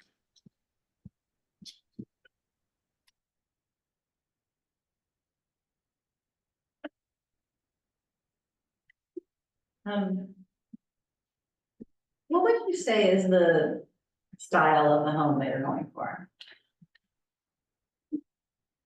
I don't know what the other styles are. And the Sonal or Ramin, who's mine? Sorry, can you Okay. repeat the question? I wasn't able to hear it properly. Just what's the style of the home? What's it trying,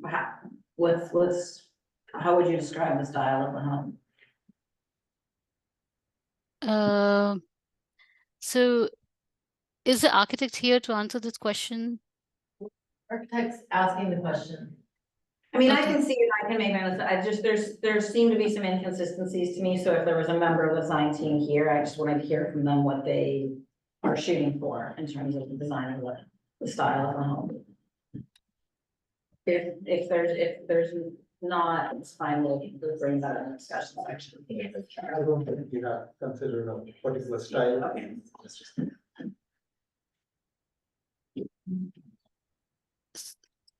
So I believe it is close to Spanish style, but I would let the homeowners also weigh in what they have envisioned for the house.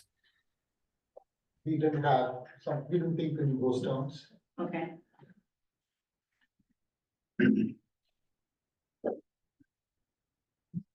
Do anyone else have clarifying questions? I guess I'm just curious what the correct way to measure the height from the existing grade is. There's a few methods being done here on different sheets. I'm on A 2.1. They're measuring it perpendicular to the grade.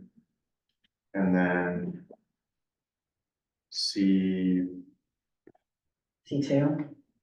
yeah, So, it's the 28-foot line above natural grade, right, Camille? Not finished grade, It's the 17. Natural. natural, yeah. Yeah, At every point, so there should be a parallel line. So that's dashed in C2, I see that line dashed. I guess it dances around a little bit more and you can see it So dance this around. is, it's interesting too, on C2, it looks like it's well below that line, but then, you're right on the other sheet.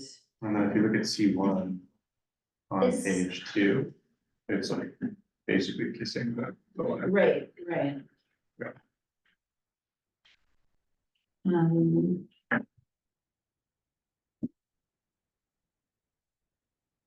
I guess, is the grade varying significantly from the left side to the right side of the lot, so that it might be touching that line on one side of the lot and well below it on the other? Maybe, yeah. Is there a topo? Yeah, so. Yeah, there's a bit of variation, not a ton, actually, but it's a few feet difference, so. uh,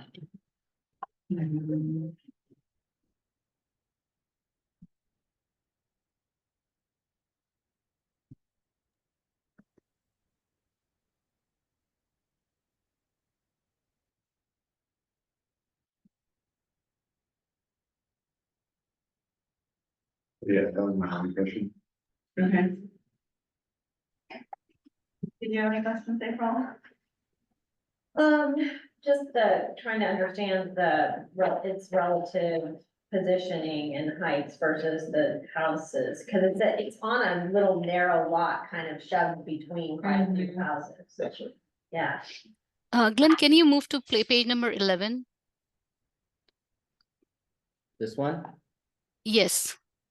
So this basically actually shows the position of the house relative to the grade elevations on each side. There is a slight difference on grade, like on the left hand side it's 217, whereas on left hand side it's 216.5. So for each elevation, different grades were used to relative to from where the height is being measured.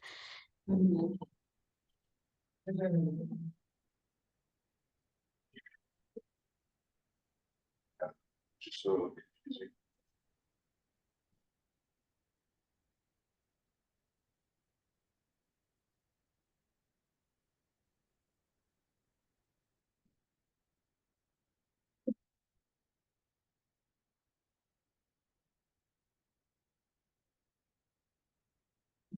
Okay, Okay, so we can move to public comments?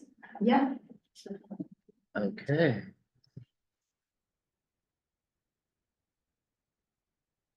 Okay, so for item 2, we're now opening up for public comment.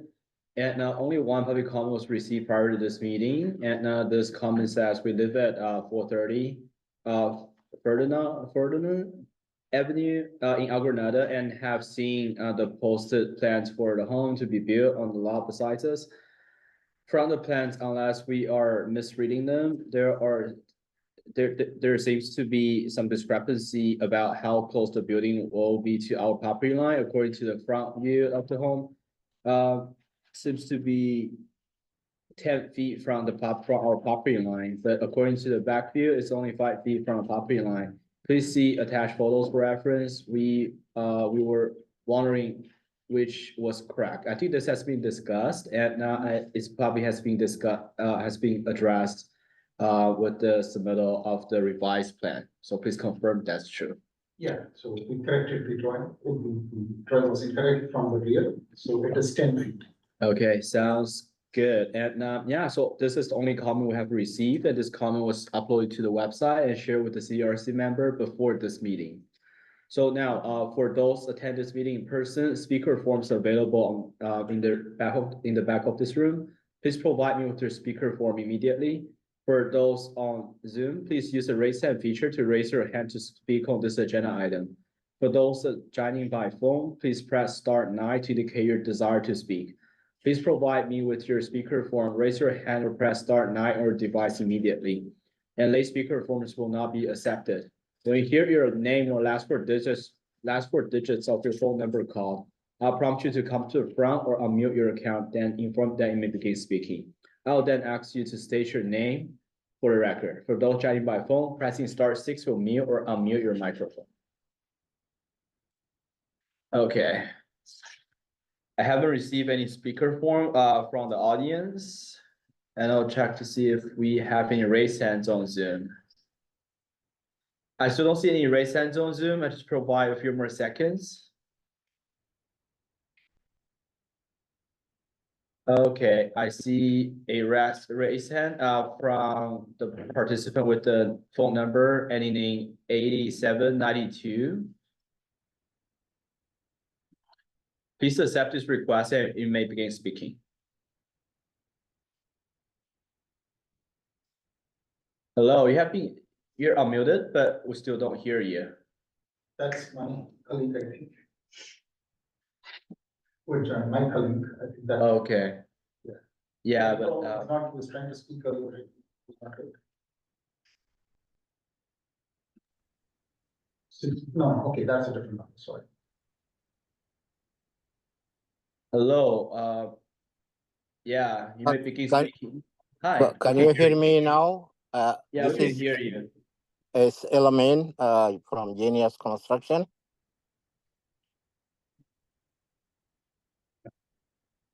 Hi, you may begin speaking. Do you have any comments? Would you like to take this opportunity to comment on the project, or you just want to Oh, he's part Well, of- I will be comment in anything that I related to construction at this point. And beside that, I may also provide my answer to some questions there. Okay, sounds good. Okay. So we have no more public speakers. So April, basically, if you'd like to close public comment for this project, item number 2 on the agenda. Yes, let's close public comment for item number 2 and move to discussion. Okay, sounds good. If it's 969 numbers, a member of the 19, do we want a promotion to? Yeah, he's now a Okay. panelist. Okay.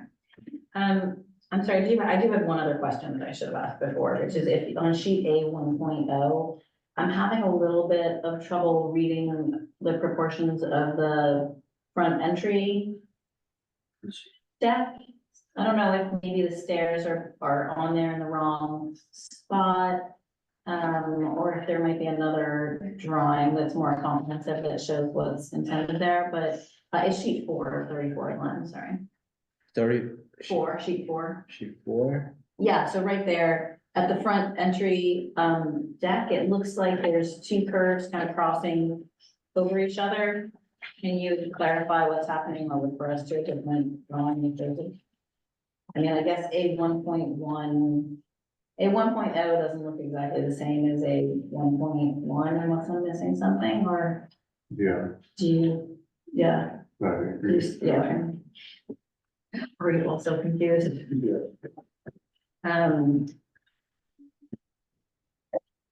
Yeah, I see what you're saying. Can the applicant clarify what's going on here, or maybe if this is correct on 1.1, can you go back to the previous sheet? Yeah, like this is just what's confusing. Is there a wall here? Are there steps here? So, there are more steps here. That's seen the elevation, so the steps go down here. And then there are, I think this is the rail guardrails. I'm really not sure what top this is come, but the elevation shows it. The sheet 7? Sheet 7 or further down. This one? Yeah, let's do it then. Yeah. Or this. Oh, maybe is the overhang bigger, or are those lines, maybe Yes, we're it seeing does. the roof above? Okay. There are some elevations shown below. As well. Okay. Color. So then, that would just appear to make the drawings more internally consistent if there's an arrow there, that probably just needs to be a dashed line instead of a solid line. The 1.1, which is sheet 5, that's correct in terms of the layout of the steps? Okay.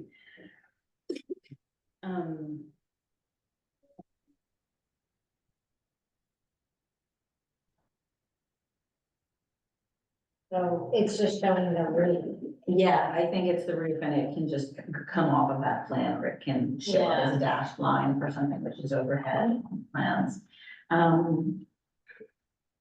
Well, I'm gonna dive in again with an easy one, just, the guidelines recommend 1 exterior light per exterior door and that it be dark sky compliant, so, we would probably want to reduce the number by some. It's always tricky because you have, you have lights symmetrically placed around your entry door, and that's sometimes a place where we make an exception. Although, given that you have that big covered area, you might consider a downlight there instead of. Yeah, so, we have to be dark light LEDs.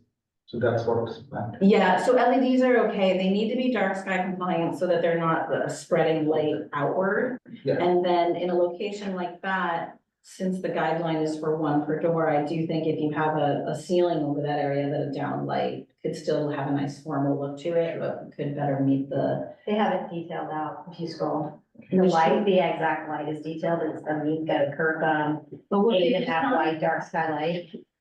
Oh, you're right. I see it there. Yeah. So I'm fine with that light, but I would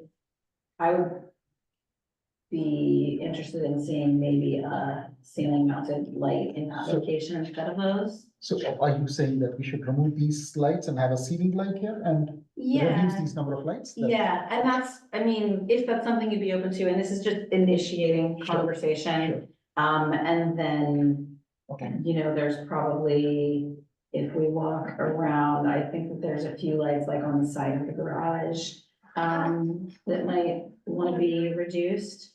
But But you have a door right there. yeah, if there's a door there, it's fine. It looks, I haven't walked all the way around the plan set. I think we would just, you know, wanna, make sure that there aren't any Additional. extra ones where we don't have a door. Didn't look like it to me, at least from the more visual. You're right, picture. because I think we're again seeing ones that we're seeing just the side of, so Mhm. maybe they look like more. Yeah. Um, One thing is though, the lights that are drawn in elevations don't match the lights that's specified, yeah, I think that's, and that would help the elevations. it would help a lot. It may just be like a thing of the software, that there's like a light that you plug in for an exterior light. Yeah. But that's I don't know, I was just starting with an easy one. I think that the bigger kind of comment I have, and the reason that I asked the question about the style of the home is that I feel like there's some things that are competing with each other, like the garage doors and the front entry doors feel very formal. But then the white vinyl windows feel much more kind of casual and don't exactly feel like they're part of the same project.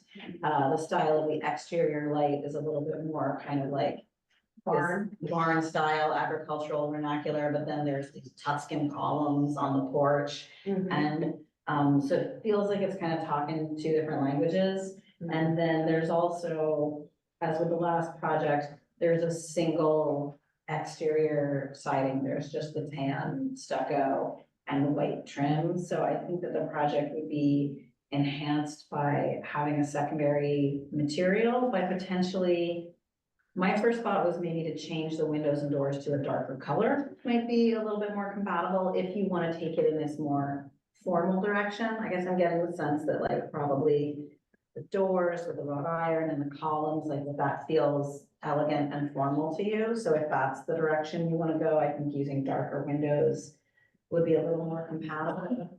And then I thought it would be worth talking about either using a secondary stucco color on some of these volumes to break down massing, or potentially adding another material like a stone facing to create a water table to break down the massing. I've got some of my quick washes of color on here again, that I was thinking about, like kind of an either or thing, like trying to create pops of color. But I think if you're going for this more traditional formal look, even though it is a more expensive material, that adding some stone facing along the base would probably tie it together more. Those are my initial thoughts.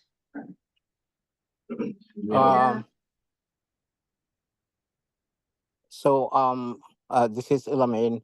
So you are recommending, hi, good afternoon, everybody. So you are recommending probably like a black color for the window rather than white? Yeah, I think that a black or a bronze color, I know if you're looking at vinyl, you're probably limited to half a dozen options, but yeah, a brown or black color. For the actual window material? Yeah, so they have a white vinyl window, and I know that if that's like is there, there's not a brand there, but yeah, I think even a Milgard or something makes a dark bronze or black that might tie in better with the front doors and the garage doors. Yeah, and I And would then just. regarding the Porsche, as long as we have a decent size of Porsche, it's pretty much 68.4. So you are recommending to have a ceiling light rather than the light that is being presented here? I am, but we're just in discussion yet, so we're not making conditions of approval or recommendations yet. we're gonna have some internal discussion, but we definitely would like to hear from you if the things we're talking about are things that you're open to, because we're not gonna force you into doing things that you're not open to. That seems Okay. reasonable. All right.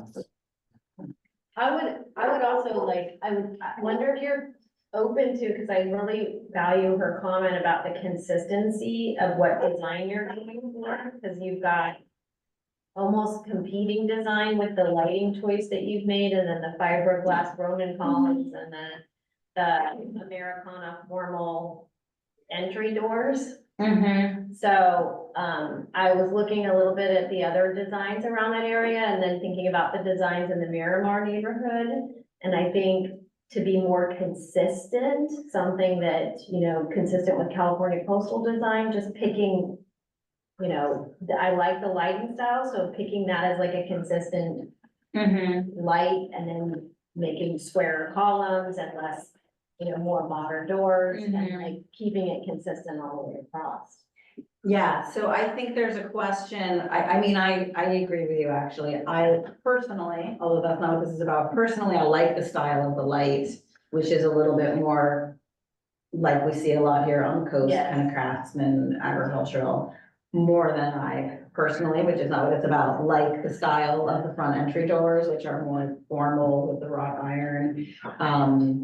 It's your house, so I think in terms of meeting the guidelines, all we'll ask is that you sort of tell us which lines you wanna, which direction you wanna go in, and then we could help you guide you towards more consistent product and materials choices to get there. So do you have a feeling about whether you are, is the very formal wrought iron an integral part of the design that you're looking for, or is that on the table to change? Can I ask what item we're talking about? Two. And what address is it? It is, Ferdinand. Ferdinand. To be honest, I'll need to go back, discuss. Okay. Come back. So, yeah, I mean, April, I agree with you. If they like the light, then possibly going to a simpler entry door and a simpler column would be another way to unify the design. That would be maybe more in keeping with the roofing choice too. I think either way, I still feel like darker doors and windows might help the project, and either way, I feel like a secondary material would help the project. Agree, I like the idea of the stone. I mean, some examples that for you to look at that would be just to go over on like, look at the neighborhood in Miramar, where they've got houses of a similar scale with stone on the lower parts. So when you say stone, the lower part, If you want to come have a look at my screen, I put some quick markups on my own when I was reviewing. So that would be like the areas I'm showing. okay. If you do it on the base like that, we would call that a water table. So Right. it's not a very California thing, because it kind of comes from places where there's like snow buildup, right? That you want to have a more impervious material Right. towards the ground, although we get some pretty big storms here, so. I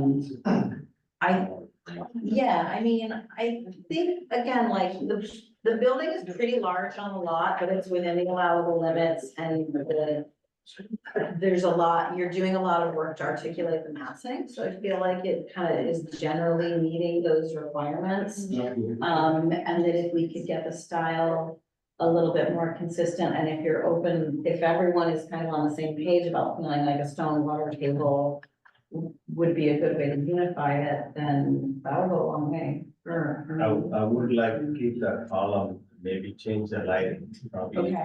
Okay, you like the formal. Look, Mhm. it's better.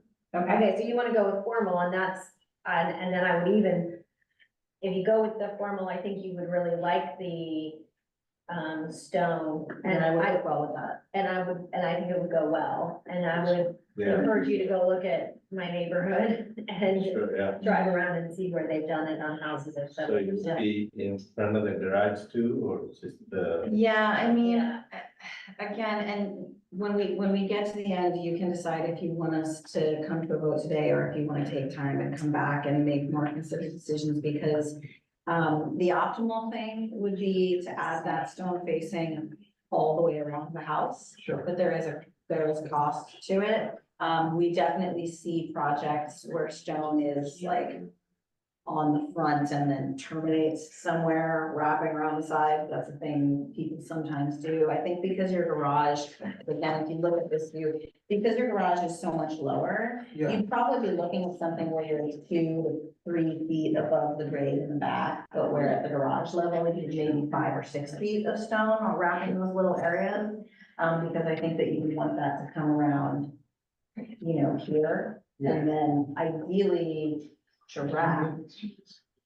You know what, this is just this is just like, I just drew on top of your drawing. Which we can make available to you if that's the way it goes. I think that if you added the stone water table, maybe picked a light that was a little bit more consistent. It also, again, I know the rendering can be kind of a blunt tool. In the rendering, the balcony railings are, well, in the rendering, all of your railings are white, but in the material call outs, you have a black wrought iron with a wood top and a white post. So if what you have in the call outs here is correct, I don't think the rendering needs to be colorized to be updated, but just to clarify that I think that style would be more consistent with a kind of formal approach.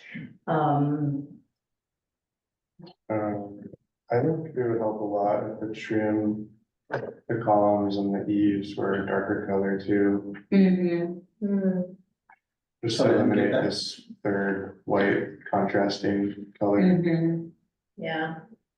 Did they make those columns in other colors? They do. The prefab thing, they do. They do. You know what the options are. That's true, you can always pick them. So would we be then thinking about, picking a darker color for the doors, picking a darker color for the trim, columns and newel posts? I think changing the light spec too. Changing the light Oh. spec. Can I show you a house here that you can look at? This is in our neighborhood, so it's similar, and see, this is what she's talking about, the water table. Yeah. And so here's where, Sure. yeah. So the lights then need to change for something different. Yeah, I mean, still dark sky compliant, but something that goes with more low columns. Yeah, I think you would something that I would say is maybe a more formal looking light. Maybe, actually, the light as it is in your renderings, the light that's shown in your renderings is more consistent with the rest of the style that you're going for than the light that you actually have rolled out. So if you see, or Glenn, if you want to call it up on the big screen, so if you go to page 10 of 34, and if you zoom in on the rendering, there's, I don't know, what do you call that style of light? It's an almost, it looks more like colonial or like, you know, like old fashioned gas light or Traditional something. Americana, A traditional American style. light. like this one here. See this one? Yeah, This is just- kind of like what you have. Right, so the light that you have spec is a little bit more like farmhouse style. Right. So if you change that to something that's more similar to what you have in your renderings, not that it has to be that exactly, but just something, Here, like this. It's here, sorry. Oh, here, so like something more formal. Okay, yeah, got it. and then if you introduce a stone facing water table, I don't know if we need to, kind of dictate like the height, or if we should give some indication of how much of that we would want to see. I took a picture for them that's consistent with another house in the neighborhood. You want to see it? Yeah. Yeah. Yeah, that's really nice. But this house is on a much flatter, it is lot. So I don't know if you would maybe want to say something like stone up to a minimum of 30 inches above the rear patio, and then carrying that 2 feet. Yeah. Yeah, so if you put a water table up to 2 feet above the rear patio, which is pretty low, but then you're dropping way down the hill. So I don't try to have like a tons and tons of stone. So if you started at 2 feet from here and wrapped it around, I mean, you know, it definitely doesn't want to probably be above these windows, so there could be a place where it jogs. And then maybe if at the front, it was a minimum of, I don't know, 3 feet or 4 feet. So there's fence on both the sides, so and given that the road, the head of the house is below the house, and there's fence on both sides, 5 feet and 10 feet. So, which will be obstructed from the front. And then a full stone across the house is required.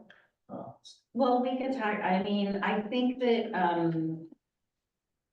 don't think it's necessarily required. I think it's best if you were to wrap it all the way around, right? If that's just an undue hardship in terms of expense, then I would say that the stone should wrap all the way around the garage, around the front entry, and terminate at the rear of the first window on the side facade. Right. And maybe, I'm not sure on the left side, where would be the appropriate place, but we could say that it should extend something like at least 4 feet back. So that as you're walking up the street, you don't just like see it jogging back with a recommendation that it continue. And I think that it would be, the thing is, it would be really nice. It would really enhance the back of the house too. Sure.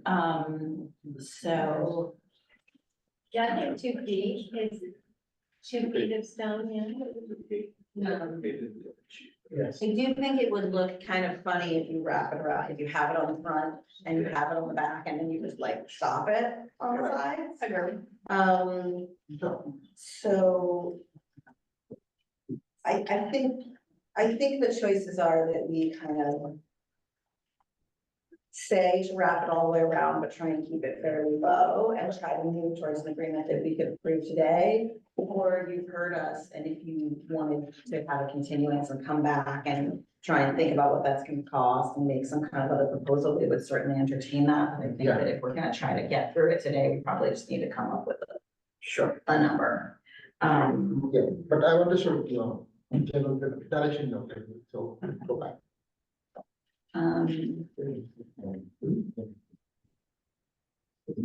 Yeah, anything else you want to? I think that the drawing package lacks context. I was really struggling to figure out what's going on. In that area. And. You mean with the other neighbors' houses? Yeah, especially because it's, you know, it's the last one to get filled in that area. So that would be a note that I'd like to make. Yeah. I also think, like, I wasn't able to really see the poster. Would have loved a digital copy of the poster. Yeah, I had to Google Earth it, so I could try to figure out context. So we go with the stone wall all along. So 2 feet, we start from the rear and we go all along. Yeah, and there can be jogs. because I haven't done the work of following that line around myself.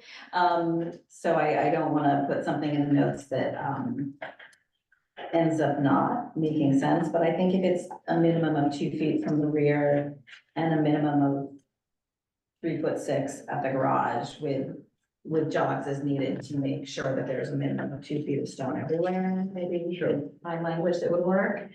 Well, I have one more question. Yeah. Comment too is, it looked like the house is in the daylight plane.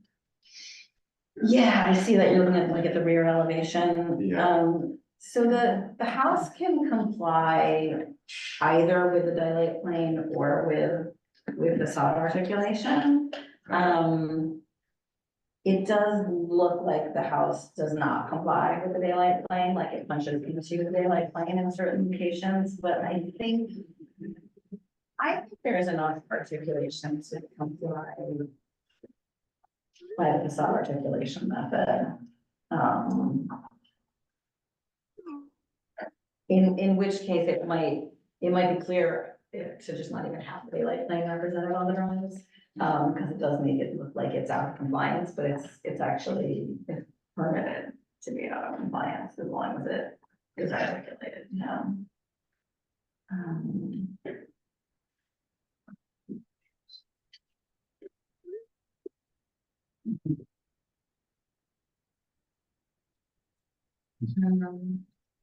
Okay, yeah, I mean, I think actually looking at like that grand staircase on the interior too, going with the more Going all formal approach feels like it's gonna make the house more consistent with itself.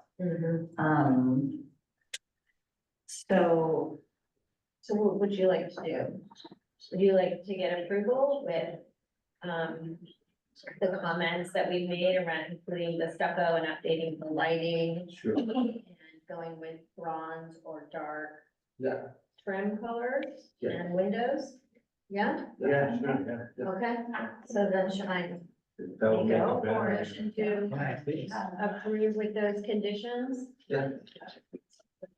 And just real quick, as it will be a recommendation. Recommendation. Yeah. Yeah.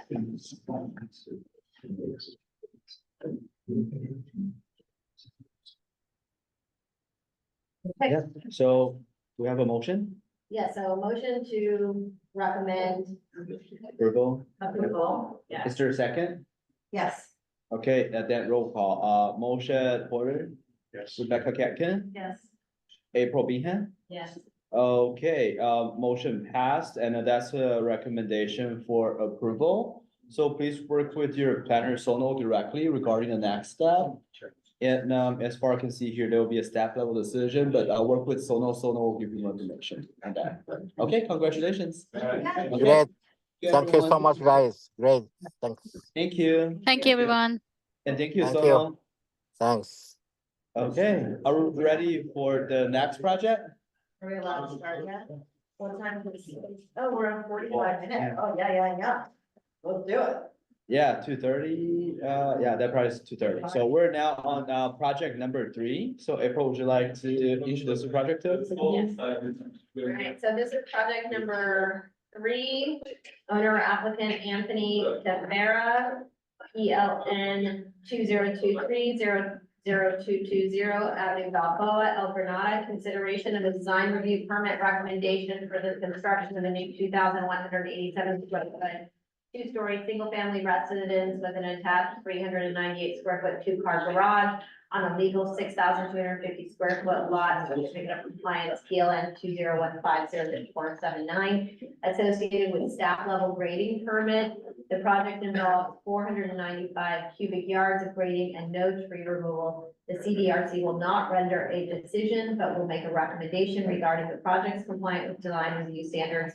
Staff will render a decision on the design review permit and GP at a later date. The project is not appealable to the California Coastal Commission. Application deemed complete March 13th, 2024. And the project planner is Samuel Beck. Sorry, what was that last thing you said about the architectural team? The Coastal? project is not appealable to the California Coastal Commission. I agree. Okay, yeah, so do we have the owner applicant here? Sure. Okay, is Sam here? Hi, everybody. I'm on the line. Can you hear me okay? Okay, great. Okay, so we have everyone here and yeah, so please give us a brief presentation on the project. Okay, yeah, 2-story, kind of a craftsman meets cottage type effect. Pretty much the only thing going on downstairs is the garage and the stairway leading up to the second floor, which is where the main almost all the living is on the second floor with the balcony out the front. And small backyard, of course. And other than that, it kind of sweet stuff. Okay, then now we're opening up for questions from the committee to the applicant. So we have questions. Not yet, not yet. We're open up for public comments. Okay, thanks. This is from us. Yeah, from the committee. I have a very easy question to start with. On the color elevations, the windows were drawn in like a red hue. I just want to make sure the windows are not supposed to be red. You don't want red? Are you thinking more like a pink or whatever? I'm sorry, no. They're white vinyl, Milgard Tuscany casement style. The trim, there'll be like a 3.5 inch trim, party trim around the windows. And then the other side is hardy, board and batten on top, and then some plank on the bottom. So there's two different paint colors shown, the Krypton and the Storm Cloud, but it's not totally clear to me. The rendering kind of looks all one color. Is the horizontal siding the darker color and the board and batten the lighter color? No, actually, those are all the same color except for the trim, the corner trim pieces and the window trim and the corbels. The frieze board into the eave is all white trim. The other color is for the doors. Ah, okay. Storm cloud is the door. Storm Cloud is the Storm color. Storm cloud is for the doors and the shutters. And it has shutters. Oh, I see the shutters And now. does it have real shutters or it has fake shutters? Well, they're made out of PVC. I mean, do They don't really close. close? They're done. They're not Okay. storm shutters. They're not. And they're simulated divided lights in the Tuscany series, I presume. Yes, it's a 4 light, yes.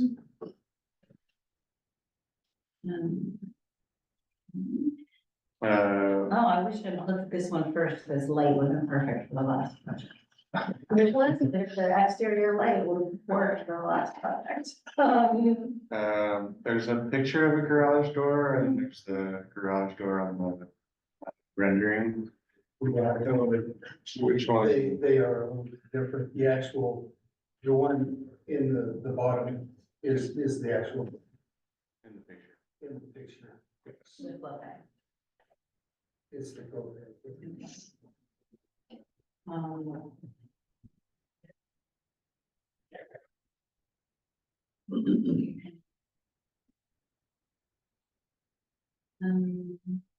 And that's a glass and vinyl railing?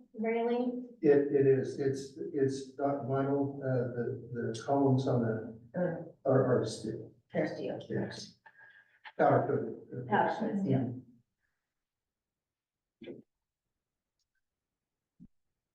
And can you, if you go to the east elevation or the 3D view, can you just clarify what the extent and style is of the railing of those steps, or if there's a wall at the property line? Or... Well, I'll tell you what, I have to admit, the accuracy on the height of that retaining wall on the right side here, it's lower than that.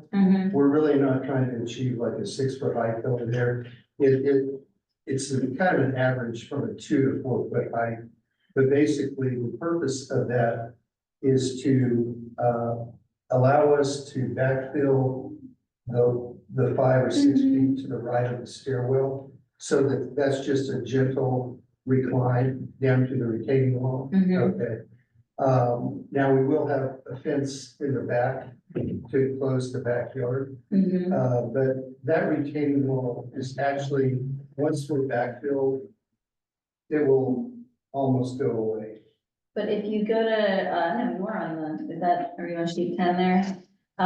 So looking at the staircase, which we see sort of cut in section on the bottom right of the stairs. And Yes. so is there a glass rail matching the one on the front going up the side of that? Or are we close to grade and we don't need that? We're gonna be very close to Okay. it, yes, absolutely. And then, yeah, so, and when you come up to the front door, that's halfway back, the east elevation, right? That's the front entry door that we're looking at. And so the area from there will be pretty much on level grade. It won't be much of a problem. Yeah. Okay.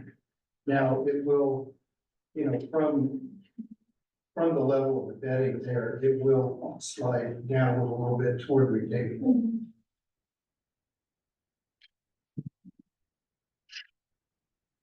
I don't have any other questions. Anybody else? No, should we open the public comment now? Yeah. Okay, lots of members of the community here. Okay. But don't worry, I've seen this room much more full. Oh, you can tell that. Hey. Sorry, How are you? Nice to see you. Yeah. See you. the window into the crawl space, Yes, is that why? can you explain You that? know what, that is simply for effect. We're gonna put windows in there, spray paint them black on the inside. It just ends up looking like a room, a darkened room without the light turned on. You can't tell that it's, that there's crawl space behind it. Okay. Yeah, it's just really because it kind of looks better having those windows there. I was curious about that. Yeah. Oh, that full space, yeah. Cause then on the.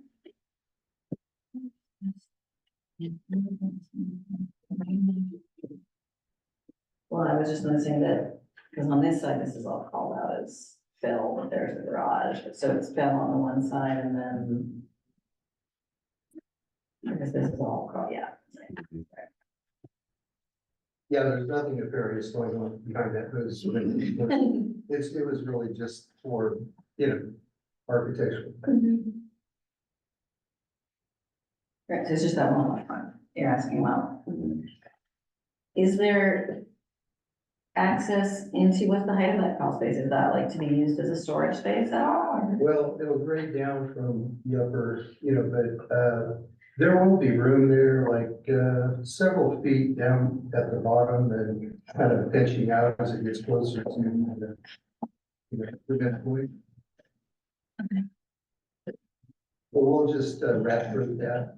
Yeah, I thought it used like it, there would be nothing in the area.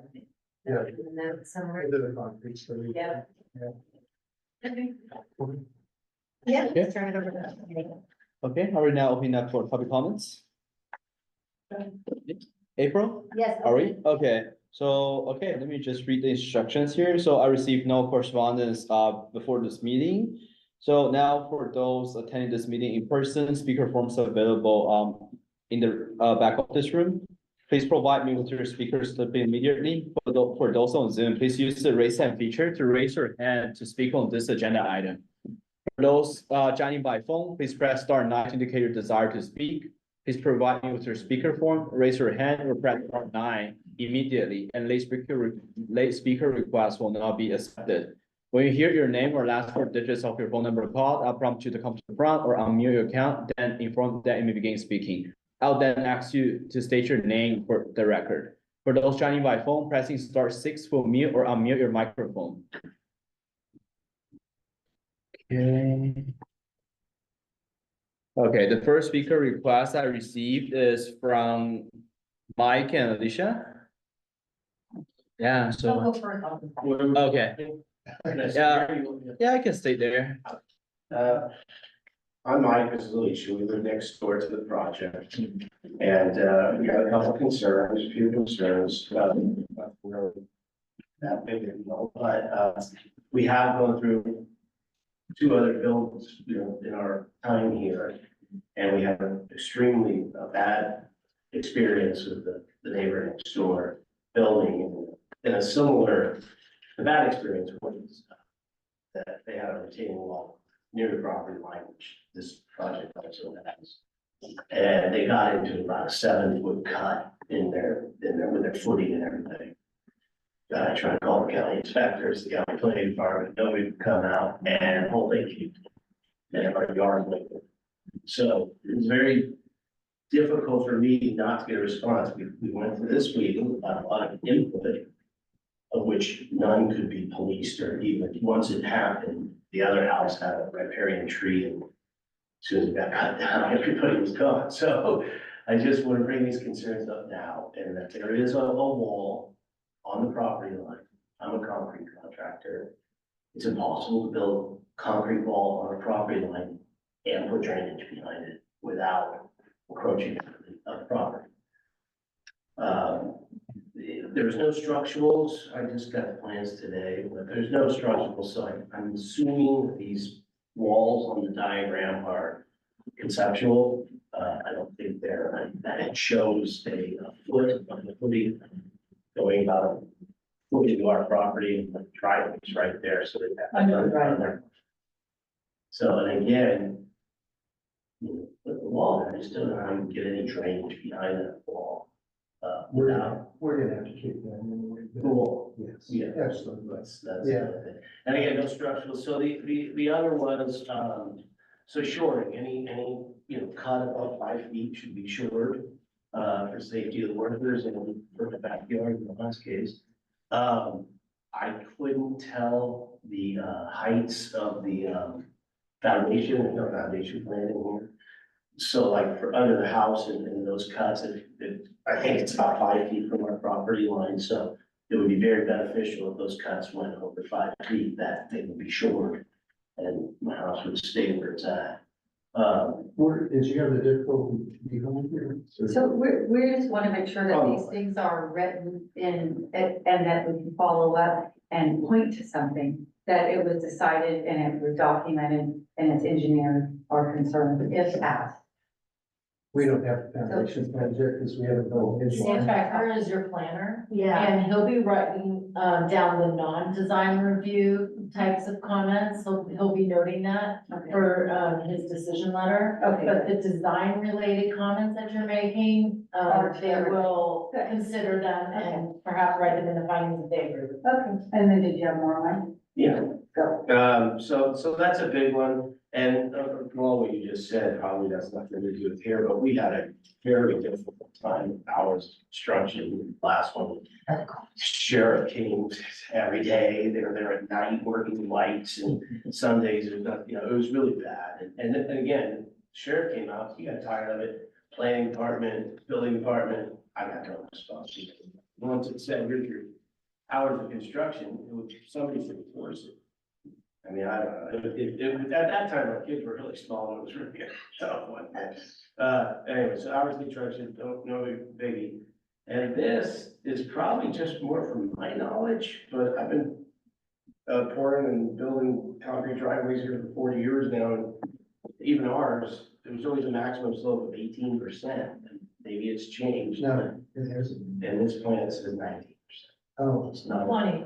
is it 20 now? I think it's 20. 20, Maybe yeah. 20. Okay. Yeah. Ours was We were 19, required to do it. 25 years. Huh. Yeah, and it was 18.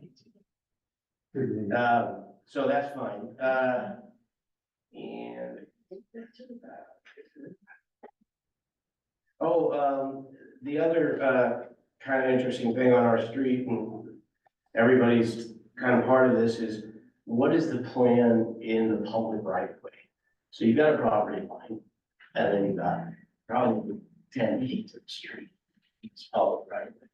Most people on the block have created an off-street parking spot with that spot, whether it's paved or not, but, some people have put landscape out to the road and essentially taken the parking spot away. So if an ambulance were to come, an emergency vehicle can't get through if you don't have that. My question is, what is? Well, we can't put anything in the encroachment zone.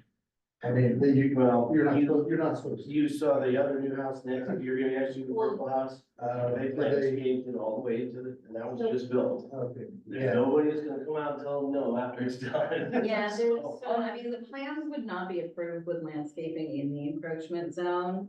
Yeah. I just had a project where we did the same thing, and then they actually come out and they verify, and you won't be able to get your Department of Public Works final if you have anything planted in the encroachment zone. You're absolutely right. After the project is final, lots of people landscape in the encroachment zone.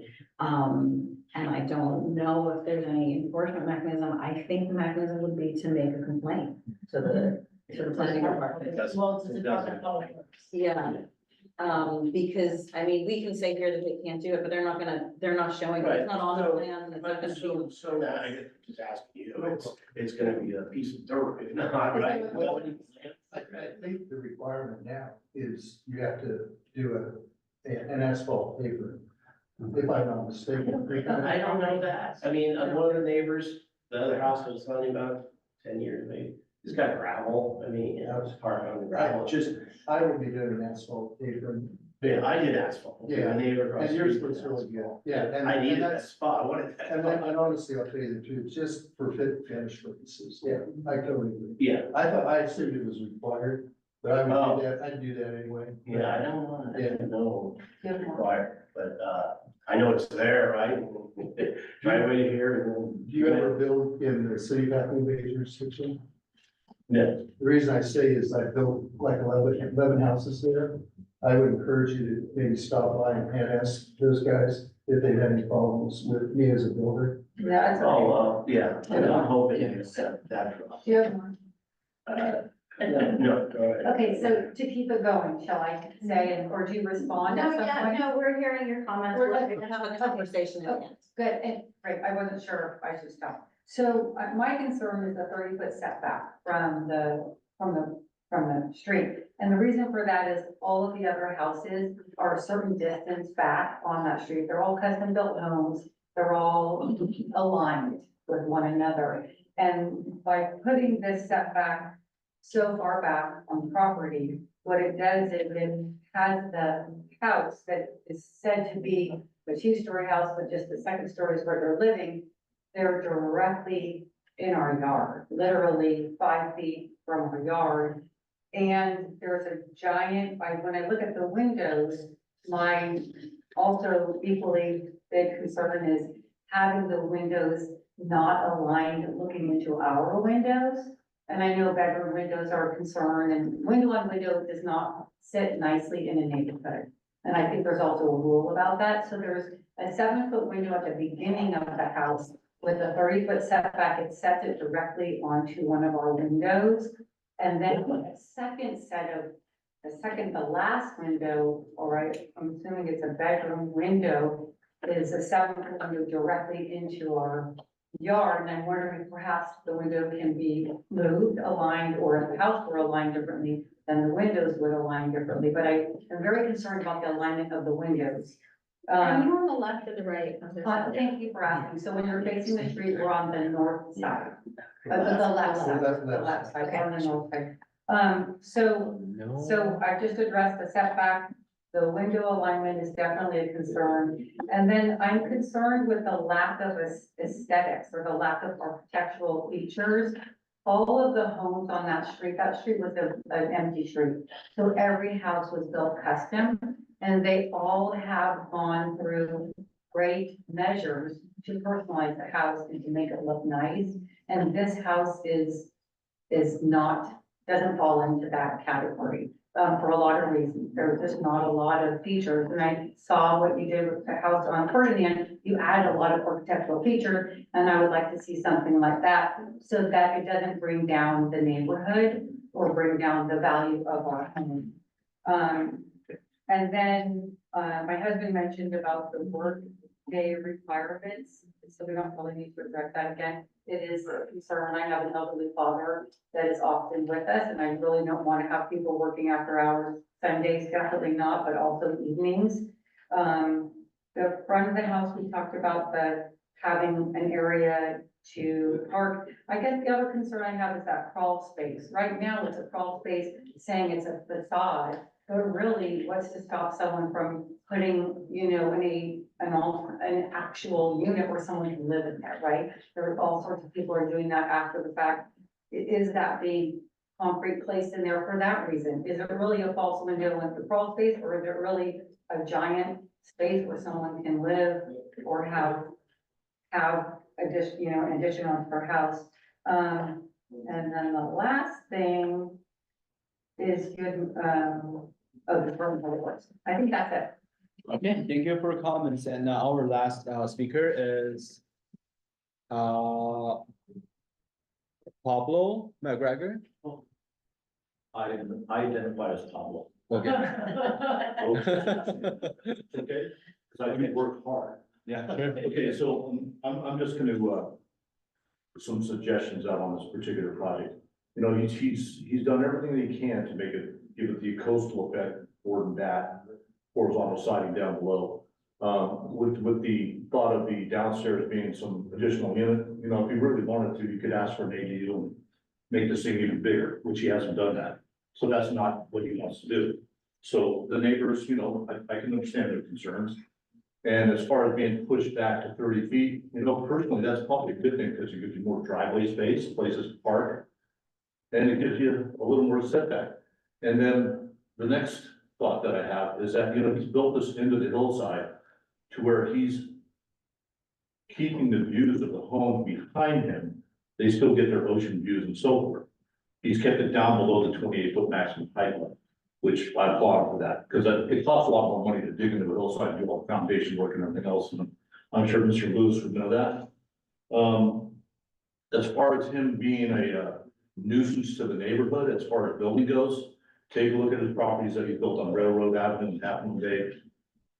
He does a professional job. He gets in, he gets out. He doesn't let this project linger on forever. He's a professional in what he does. He built all around the country. I've seen some of his projects. He knows what he's doing. He's not here to make enemies. He does what he does. He makes a good living at it, and I applaud him for that.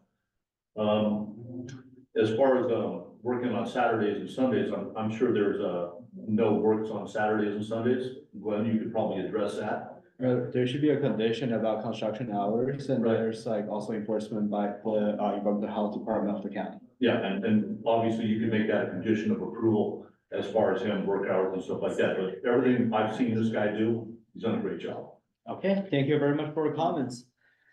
And now I see no raised hands on Zoom, so April, please indicate if you would like to close public comment section, and we can move to committee discussion session. Yeah, let's close public comments and we'll go to discussion, and I'm gonna scoot over here by, hi, scoot on down, you guys, because my laptop died, okay.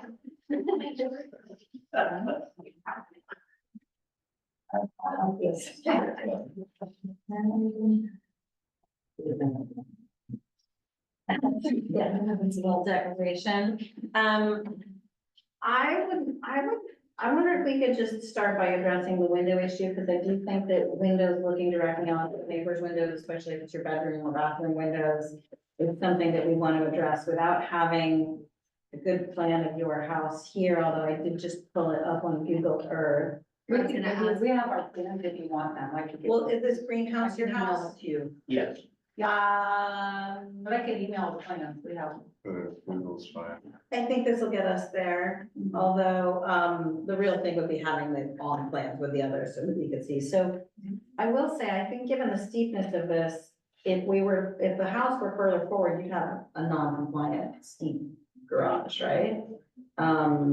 If you're at 19% already and you're using that extra 10 feet to get back there. We are back a little bit. Actually, one of the reasons I did that is because the house on the corner, which would be to the right, is actually set even further. Their address is the other street. So- They're not on our street. Their address, they're front facing on the other street. So that doesn't fit in the. Yeah, but his house is mediating between your house and that house, so, I think it's relevant, and your entry. I was gonna make a comment, like, I think your entry is set really far back, but now I'm looking at your house and your entry is set really far back as well, so maybe that's, consistent. And, so you're saying your house is 20 feet back from the street? Yes. Okay, 20-foot setback. so your big front windows are gonna be entirely in front of their house. Oh. And There's then really only Our bedroom windows are on the side. one window. is your bedroom on the first floor in the rear? We're on the center. Second floor? It's that middle window on the first. It's that middle window, is that over your stairs? I think it's like Yeah, halfway it's up. in the half of the stairs. Okay, so that's the window you're concerned about, the window in your stairs. That window and how there's a couple windows. One is looking directly in our kitchen. That is middle, I guess, the two bathroom windows, and then the back window is directly on yard. So the windows, if everything were pushed a little forward, it'd be a change everything. You may make it a lot better. Well, They're out of 401. No, ours is 82. Oh, 82. yeah, I mean, my I guess feeling is. what is the around the corner? Is that they're within their buildable envelope. And so I'm not sure that I think there's a justification to move their entire structure. But I do think we can take a look at where their windows are placed to try and certainly create privacy for your private spaces. I think that the windows in the bathrooms, Our windows are lower are, than your bedroom. yeah, I think their house is gonna be below your bedroom. Yeah, And are the windows in your bathroom, let's look at the elevation, what's the sill height on those? Cause are those high, let's see. in the bathroom. You have one very slender window, I was That would- assuming that was. in the That would be bathroom. on the shower, yeah, Uh-huh. yeah. And then the other window would be at a Mhm. 48-inch seal height. Yeah, those all look pretty high. So the back of the house, let me go to the plan. So there's a window in your master bedroom, which is the window that's maybe gonna be. Oh, that's the master bedroom. Their master bedroom looks onto your yard, so that's actually maybe more, I was concerned for you guys. I mean, I do see that you have two small windows with the bed between them, and then a large window on the side, and that room looks roughly square, so potentially that orientation could be flipped, potentially. How did you feel about frosting the windows? About doing what? Frosting the windows for privacy? If, I mean, if it's absolutely necessary, I guess I'd need to see precisely what the alignment is. I think if you flip them, then there's no issue of taking the frosting off. If you frost them, the person who occupies the house removes the frosting and we have the issue. So I was just thinking if it's a square room, flip it, then it'd be awesome. Are they for egress? That, yeah, which one is it talking about? Not here, if you come look at my screen, I'll show you. So what I'm noting is that, gather around. So in this, let's go back to that. So this is the window that she was. I mean, she's worried about these windows too, but I think these windows, this window is very high. These are. So could this window be on the back and the two small windows be on the side? And like rotate the bed to the side? Yes. Okay. That's the, Let's look at that from the elevation perspective. So I this think it's. this window is the side of that bedroom, and this window is the back of that bedroom. So that would be. That room's at least 12, 13. I mean, I have to say, that's not, yeah, I don't know that actually is an improvement in terms of privacy, because those slender windows are actually, each of them is almost as big as the window that they have there. So if the whole house were aligned in similar to the rest of the homes on the street, by pulling the house forward, it corrects everything. Then there's I no don't think concern. that's personally, I don't think that's something that I think we are entertaining. I don't know if other members of the committee are entertaining So it it. doesn't matter if it's way back, and all the other houses are forward. They're within their buildable envelope. Their house is a lot smaller than your house. And so, and they're not further forward than the house next to them on the right. So I know you're saying that that Yeah, house, it's on the other street. I know it's on the other street, but it's the house that's next door to their house. So, I think that their position on the lot seems appropriate to me. They're looking in the backyard, that going back, we have a detached garage. So from the garage to the house, 25 feet, whatever, that's our yard, that's. So the And windows, now with their house right there and on the back. Does light affect, light consideration? Privacy is a consideration for sure. I mean, and that's daylight part of the lines are design, consideration. And daylight in our consideration. So That's our. So do you guys have the Really daylight upset. plane indicated on your drawings? Are you, it's on. Which sheet are you on?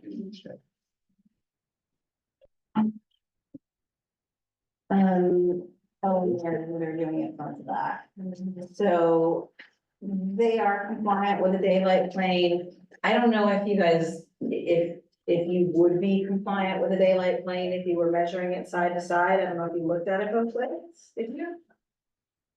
I think we probably did the one that was, The one that worked. one that worked. Yeah. So Yeah, I mean. That's the maximum. Height here.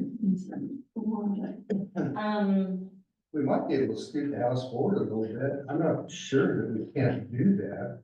Would you I- scooch it all the way forward to where they want? To the 20-foot setback. Yeah. You know, I've got to go back and figure out why we did set it back. I think we did that for the purpose of creating a little bit more of a gentle. I think for the view, that's probably why you pushed it back.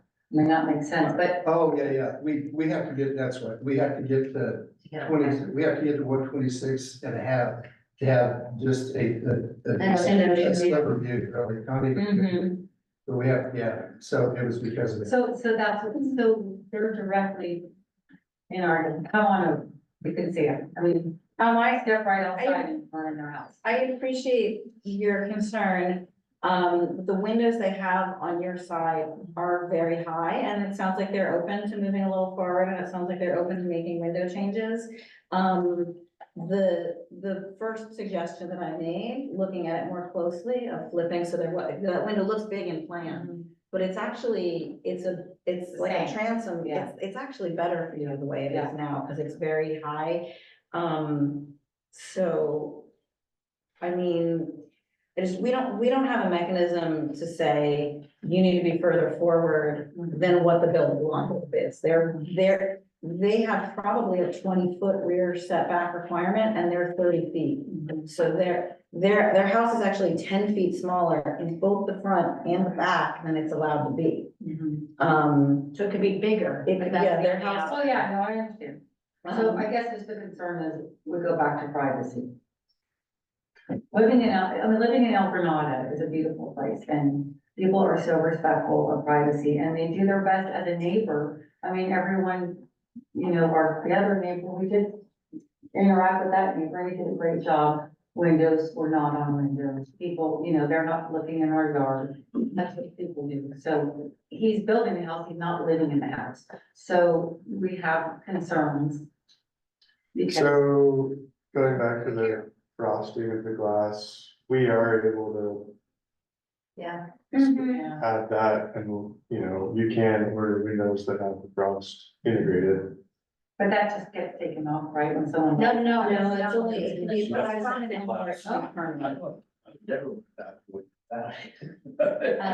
even bathroom window, I think they're saying all the windows on the front house. The other thing that I would say is, Not all the windows. So just the bathroom. No, there's ones in the off the bedroom that are overlooking your yard, right, you need more. especially the ones on the. There's, Yeah. if you look at page 4 of 21, there are 1, 2, 3, 4 windows that are facing the house. One is very high in a closet. You're talking about that here? We're talking about this one, I would say these, personally, this closet window is so high. I don't think that really presents a privacy concern. That's when we stand in the closet looking out. You know, there's a window into your WC and a window over the tub. I mean, there are also really small windows. They could be frosted. I think this is the window that's of most concern to the neighbor. I don't know what the. Yeah, we're talking about these. Yeah. That one is the water closet window, I believe. It I feel like could be Could be frosted. Yeah, frosted those are both. and reduced a little bit. Is it the other, I think it's the other side, it's the opposite elevation, isn't it? No, that was correct. Is it this I'm elevation? pretty sure this is it. And that's the master bedroom right here? Yeah. Oh, okay. Yeah, so, let Yeah. me see, so we have our big windows on the bathroom, right? Yes. Okay, yeah, I think, These. so we have our egress windows, okay. Yeah, you're So right. these, this is over the tub, over the soaker tub. Right. But This is this in is the toilet room. in the water closet, yeah. So I think that still could come Sounds up. great. And if all these would be frosted, I think that would address the privacy issue.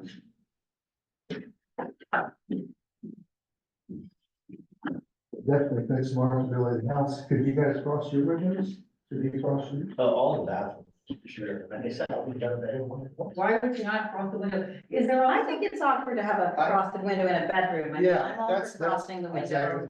As In the far water as closet and these bringing go, up the sill. okay, I could buy up on that, you know, in the bathroom. Could I suggest another Yeah. option then? Yeah.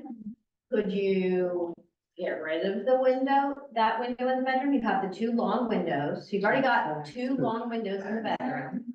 It's not a lot of light for that. I'd be so Yeah. happy, that would make my So- whole life happy, you know, for Um, 27 minutes. What about a light? You only have two windows. Yes, actually, I think, this is a great suggestion. So what about putting in light tunnels in that room? Yeah, that's our. Yeah. Oh, Put a cute. That little would be awesome. activity. that would be so nice, because then I'm not staring in our privacy area. Okay, I look lost. I think we need to have a little internal discussion here, if you don't mind. I think we understand what your concern is. Thank you. It sounds to me like we're all on the same page about frosting the window in the toilet compartment, and that's acceptable to Agreed. the applicant. So that's one starting place.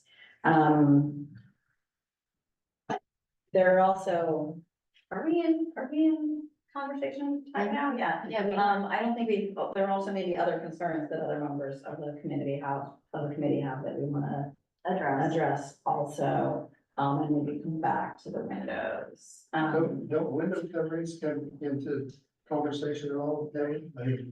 Yeah, I mean, I don't think People we- don't put shutters on. I don't think we can require you to put blinds on the windows, but it sounds like that would be a great idea. Yeah. And,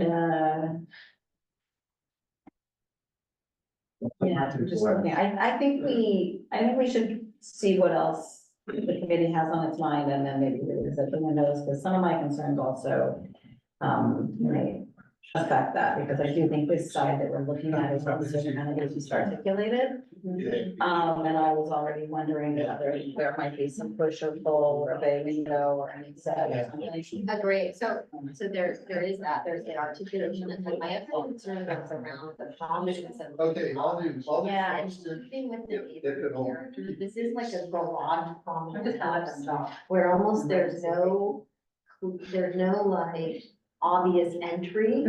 It's like the garage Yeah, and then that porch, which I think the design is just designed in order to maximize the water views that are possible there. But I think, you're reading the design guidelines, I think it's missing articulation, which is consistent with the homes on the other side, and then it's also missing it has too much the garage prominence of prominence. the entry, yeah, the garage does feel, I mean, we see a lot of front facing garages, obviously that's where the street is and that's where the garage wants to be, and there is a balcony that extends over it, so that helps. But it does feel like there's not a front door on the front, and the front door is tucked halfway back the other side, which I think is not ideal. Yeah, That was definitely a concern of mine, and I was also, I mean, I think this rendering is pretty cute. I didn't understand where the secondary color was, and I was sort of wondering whether the lower part should be is it darker. articulated and I can't see Yeah, that? this is jogged back, and this volume hangs out over on the front. I almost kind of wish it hung out on the side also. So that, but I imagine that there is not setback, that there's not room to do that, unless I guess the, crawl space could be pulled in. Or reverse it, could you Here. pull the crawl space, could you Well, I think they're at the setback here, but I guess what I was wondering is. Just chalking up. If that went in, then that volume which punches out would be punching out on two sides, and that would feel maybe more consistent, but I don't know if it just makes it feel more top heavy to do that, so I'm pushing the garage back. pushing the garage back a little more. But then does that cut, it's a pretty small garage to begin with though, right? We can only cantilever 2 feet out from the. Because do you have your structural plans already? Yeah, no, I know, Okay, but I think the problem is the cantilever balcony, we're already maxed out on our floor coverage because of we did have a cantilever down 4 feet, and we pulled it back 2 feet, just to get under. Your lot coverage. or what- I mean, if you're, it probably makes sense for your framing to be running the short direction. If your framing were running the other way, you could back frame and you could have a longer cantilever over the garage and that would help, or it could be supported with brackets or something. That might be.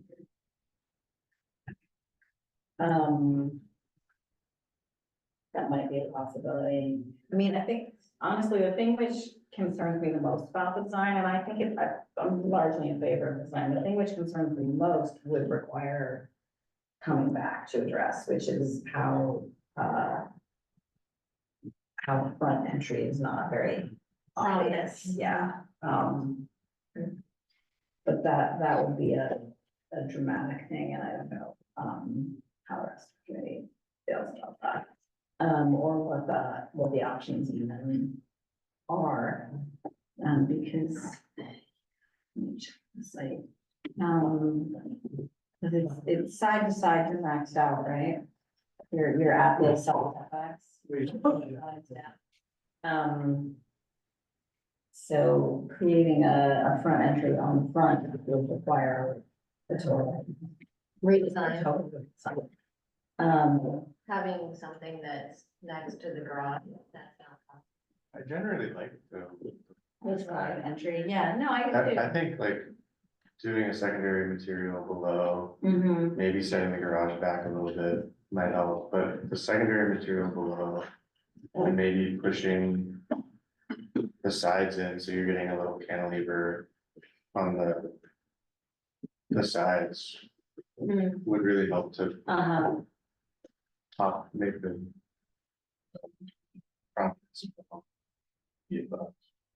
That's true, even if the base were just is it storm? The darker color, the same color that you have for the shutters, or one tone darker than that. I think that would break down the massing and make the house feel even smaller. I think that the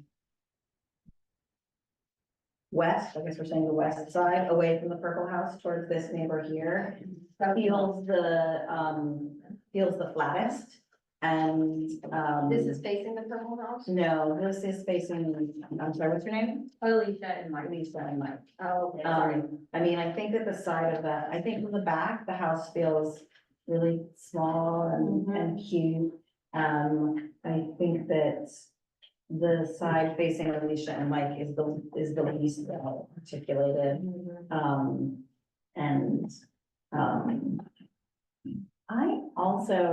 I kind of know on this elevation, I think we're talking about that same powder room window. It falls right in the midpoint, under this beam change, which I know there may not be a line of structure there, but it kind of feels like there should, so it feels.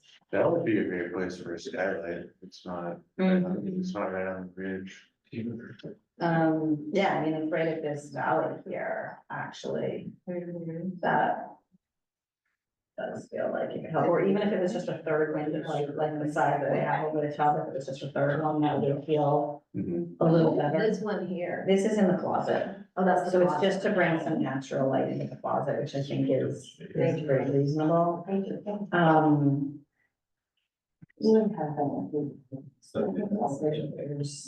I mean, Do you see? could potentially shift, so it didn't fall under the eave, but then it would go through the toilet, which is probably not what Which anybody maybe, wants. and it's a long window, right? It's a sort of normal size window. I guess the other thing would be if the linen closet moved back here and all of this shifted forward, that would maybe help a little bit with the neighbor and also with this thing under the eave.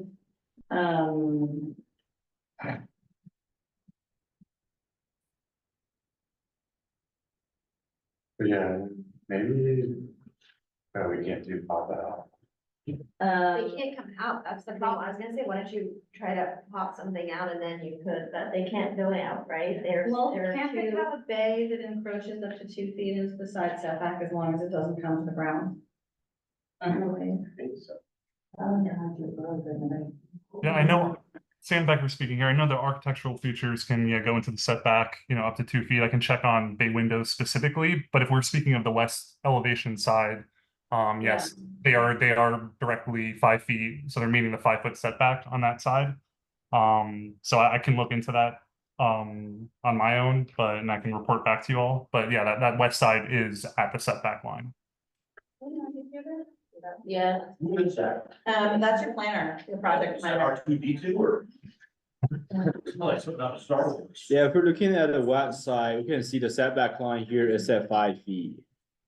Correct. Yeah,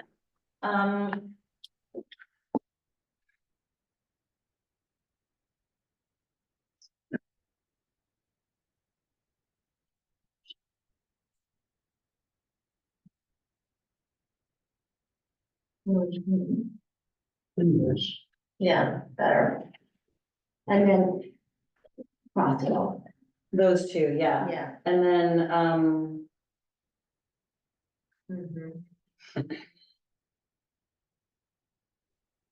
I think. I mean, the way that it's not like the cheap frosting, the way you buy them frosted, it's quite, look at more, right? Yeah. But You could also add a skylight. well, but like Moshe was saying, that's not always great for bedrooms. Would love to see this centered underneath, but I guess it's centered. Probably.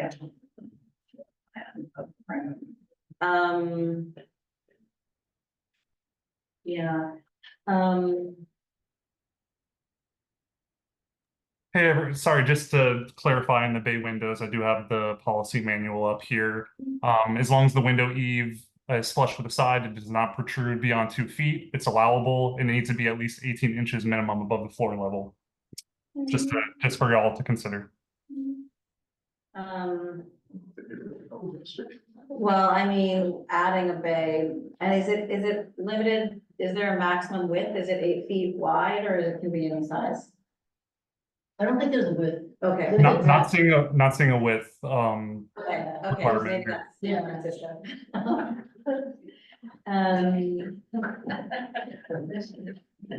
yeah, I mean, or if there was some kind of in cut, like the way the front entry is in cut. Is there a place where there could be an in cut on this side, like at the closet or at the pantry? To add some articulation, but then I would also want to consider how those things are related to the roof line, because part of what I feel like is a little bit tricky here is that it doesn't feel like the fenestration is relating to the roof forms that well.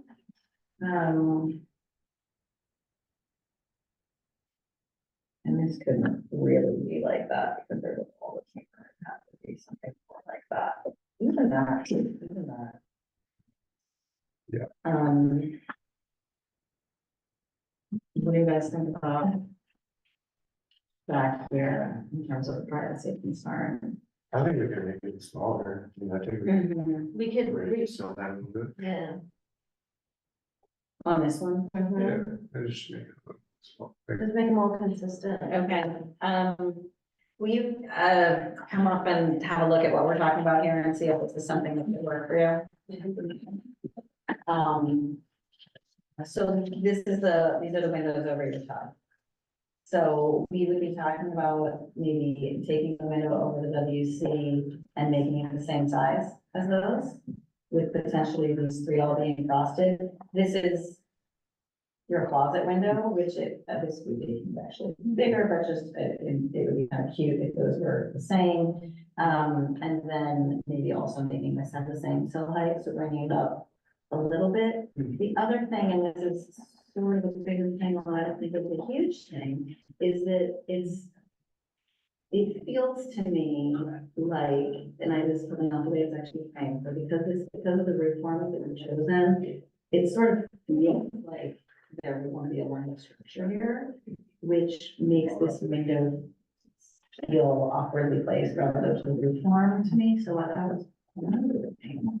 The closet window? No, that is the water closet window. What I was wondering is if you move the linen closet to this side, well, Yeah, if you moved the linen closet here and pushed all of this stuff down, then I think this window would not fall at that point under the underneath anymore. It would shift it into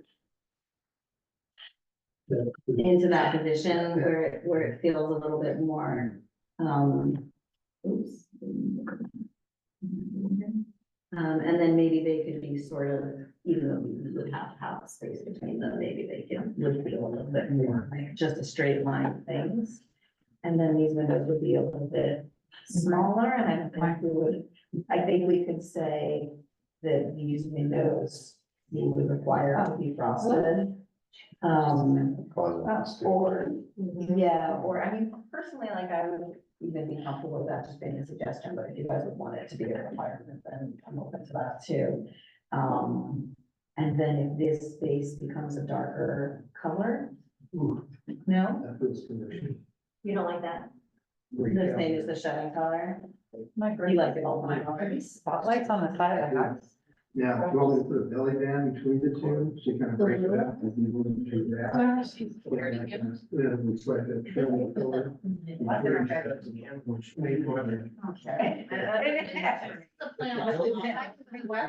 I just revert. Just reminds me. Just revert. Yeah. Because, you know, Backyard. A lot of the apartments, I think. So that, you can see there's 5 of them. Keep visually the line consistent with your neighbors' homes, which, because you're 10 feet back farther than their homes. I would recommend putting a front fence across the whole thing in line with your neighbors' homes, which can be short. But then, no, but they've got this coming down, but then it would visually keep the line of all these houses that are consistently in line. Because his house is gonna end up here, right? And then what I would suggest is that you would put a fence here so that you create the same visual line. Doable, yeah. Doable, right? Yeah. No, Right?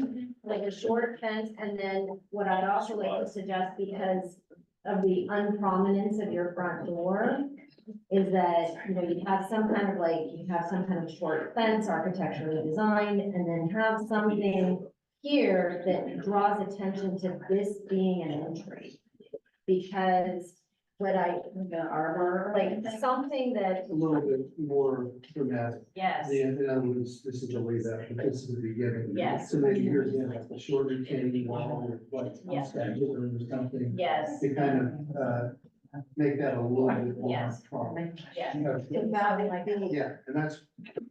And a gate, maybe even a gate, like you could have a short stack stone wall and a gate, and then that like creates this visual entrance that this is the entrance here from the front versus only knowing it's at the side.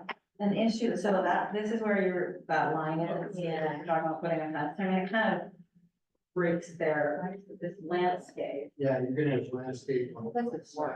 I do like the idea of having something kind of to signify entry here, but it feels like it would need to be here, Yeah, but even though it would. or this paving would want to come from. Let me show you what I'm showing.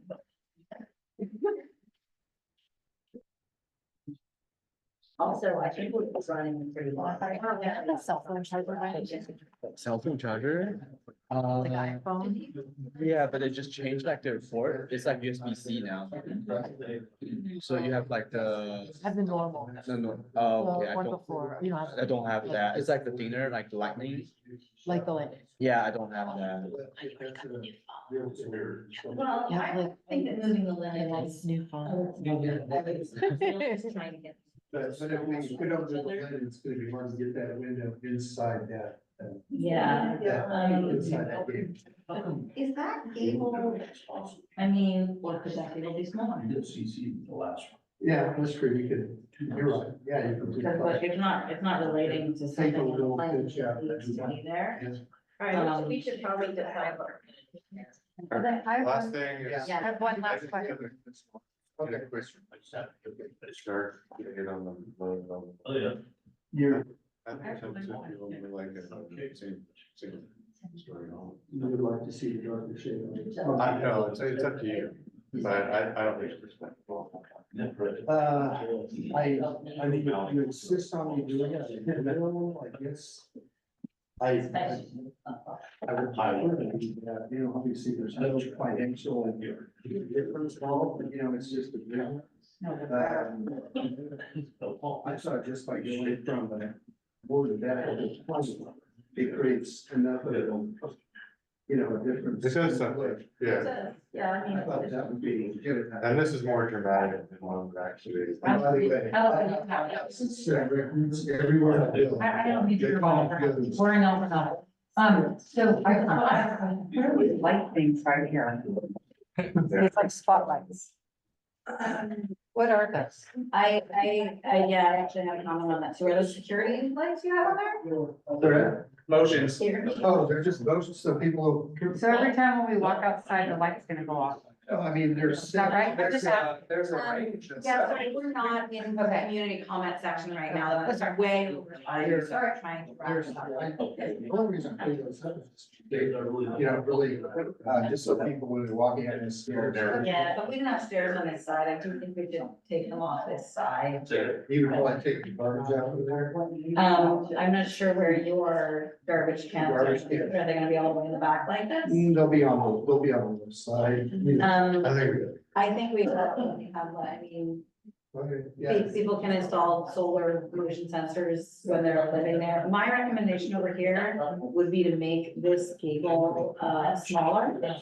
And that's gonna keep the window from being under it, and it's gonna make this window be more centered under it, which I would also like. So I almost feel like the volume of this gable really just wants to be less. If the volume of that gable were centered on the bedroom, the window would be centered and this would feel more right. And then if this window becomes like these, and I would make a recommendation that this window be similar in style also. Although I would be comfortable with that being a suggestion. Got it. Closet, do it makes sense, and someone's gonna stuff in there. And then if the sill of this window to this window will come up to the sill. They're all the same. Windows and they're all the same, then we're addressing as a concern. Yeah, but we'd be asking for the same sill height as well. Yeah, head and sill. I'm talking about the bedroom, the water closet, the soaker tub area. Yes, And. suggestion. Yeah, the closet of the suggestion, we wouldn't make that one a requirement, because it may just be too tall for you. Well, it upsets the hanging. Right, You know. right. It It gets could a little just be the bit. same in style, like the other ones all are divided, and then that one's just like. So have more gables. Yeah. there. Yeah, So, Um, I think, yeah, I think those Why not do things Just help. because they're hanging on. I think all of those help. I agree with Moshe that I think this would look better with a darker color on the base too, but I also feel like that could be a suggestion and not a requirement. Where is this? Can you? Hey, am I able to just, I'm not sure if we're already past the front entry sort of discussion, but I just wanted to point out that 830 Avenue Balboa may be a relevant example. It's just the house on the other side of 822, which are the neighbors to the left of the proposed project. They also have their front entry door on the side of the home, although it's on the left side, not the right side as this project proposes. I think something they did to help articulate is they have a small little railing running parallel to Avenue Balboa before the railing goes into the side of the house. Don't know if that'd be a good example for the architect of this project to look at or the committee, but just want to point out that the house is two properties down and may be relevant to this one in that discussion. Yeah, I mean, I think that we could have language about adding an architectural feature to help define the entry path. So that there would be an architectural feature in the front landscape to help wayfinding towards the front door, whether it's a handrail or an arbor or a gate or something. That little retainer can be taller than 18 inches, or does that not come into play? I See. think, No, I think it could be whatever it needs to be. Yeah, it's a look better, because it's Mhm. at least one, right? Yes, Give them 30-inch. Yeah. yes. So if we have a feature here, we make the adjustments to the windows that we talked about. Mhm. On the side, we make the adjustment to the dormer volume on the side. We eliminate the motion sensor lights and just have, let's just say, just one exterior light per door, allowing.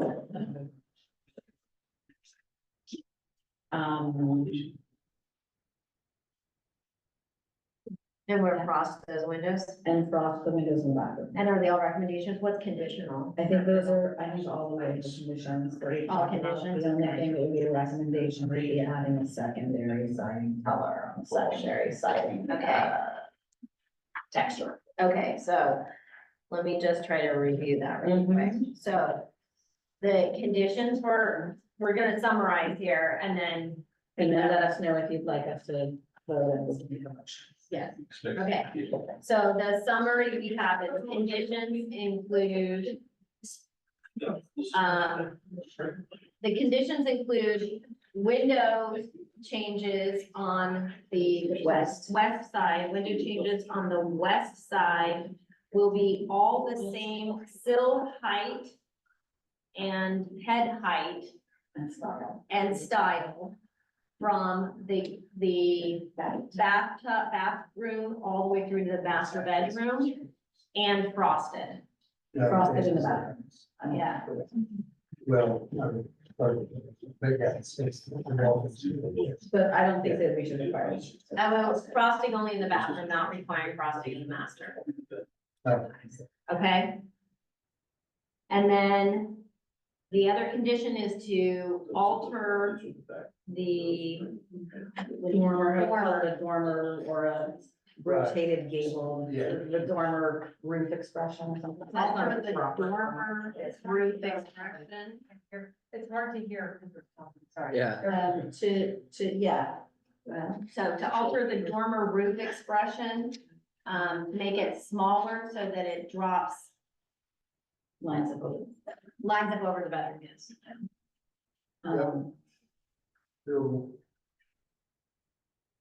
And then, to remove the floodlights on the west, actually remove all floodlights. And only allow, 2 lights on either side of the garage and 1 light at each entry. I think that's what we got currently. Yeah, I think that is what you have. To remove all the To floodlights. remove the floodlights and leaving only dark sky Do you compliant. mind having the lights on the back and on the other side? We don't allow the flood. They don't No, no, comply, they don't comply with the design standards. Really? No. It's dark sky compliant, so you have to have dark sky compliant lighting. Even though the bulb is up and cut? They face downward, though, right? They can be moved and they often are. Yeah. They are, those are not. I mean, they're more like this. How do you like, I mean, just, how do you like protect people from walking outside? I mean, Maybe do some path lights? Yeah, you could do path lights, or you could do solar path lights, or you can have other ways of And soffit. arcs. Yeah, you can have soffit lights, you can also do soffit lights, but We're trying to do minimum lighting necessary though, so it's usually 1 per entry. and I think that, and then we will make a recommendation that you use an architectural feature to define the front entry.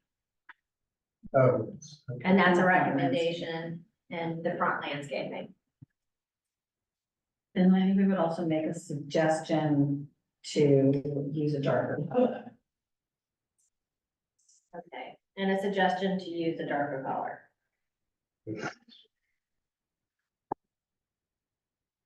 On the base of the home. Okay, okay. And can I ask if, so should we approve? yeah, would you like Would you like to to- request a vote? Not approve it, but request a vote. Oh, I request a vote, yes. Yeah, yeah. yes. Would you like to? Okay. Yeah, now is there a motion Yes, I have a motion to vote. to recommend approval, right? Mhm. Okay, and now is there a second?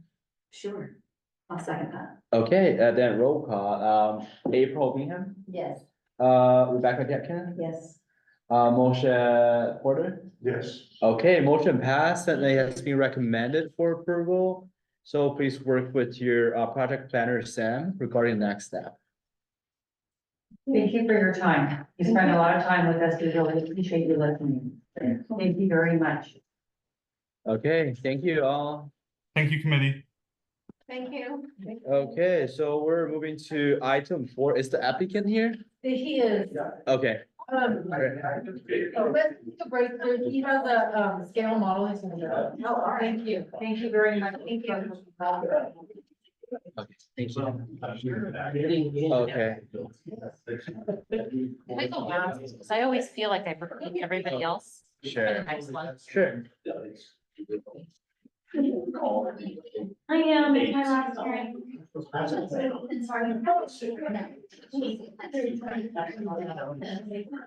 I just finished doing it. That's how I got it, it's good. These are so well this year. They're so good that never done, they plant in the fall, all the way to spring. Marcy, I love it. Wow. Really good. Wow, see, these guys are.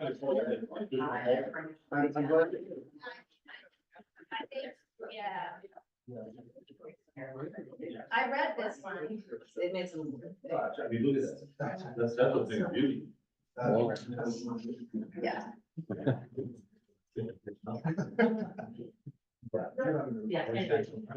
Some of those neighbors are not here today. We've been here before, so. Is Mark still on the committee? Mark's on the committee, but he's a watch. He's the cost of. Yeah. Well, no, I know, but I saw they wrote a letter, so we can still do that. Yeah, he's writing letters. You can still write a letter, okay, back when I was did it, we couldn't say anything. Oh, wow. Thank you. I really like the dark at the bottom too, when you throw it in. No, nothing. Thank you. I haven't seen one of these in a while. Ouch. So it depends on the bills. You just blow it up and you put it on the line. Look at that. Is there any people? That is a beautiful building. It's all like. Yeah, but when the model you like able to figure out. Yes. So What else could you ask? How we need to know that. You have Oh, to this put, is the one. you have to put the other house Yeah. along here. Basically. I'm in the radius of that. So you see that? Oh, there. I have this, Well, this is above and beyond the Call of Duty. like a space. Well, he's been here enough, I think this. I know, he's overseeing the goal. Hey, easy now. Well, no, we have enough table, yeah. Easy to store. That's awesome. And I think all the windows are obscured too. Yeah. Yeah. Oh, yeah, like from. Temporary glass. Oh, is this the street? Yeah, yeah. And this is the home? Yeah, it's for. So the next house to this is over at this side? No, it's here. This is. Over here. And this location right here, I believe is commercial, No. so Actually, this location. this next door to the commercial zone, or over Yeah. here? It's way over here. Okay, all right. Where is it commercial zone? I'm curious. Commercial zone, actually, it's commercial zone, actually here, this. Can you put that one up here with this one? You can get a feel for it? Yeah.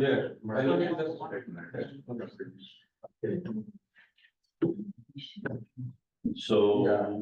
this is the house here? Yeah. Right there, Yeah, you turn it like that. like my brain doesn't work. that way. Actually- I'm just gonna turn this like this. Actually. So it mimics what you have right there. Yeah. Okay.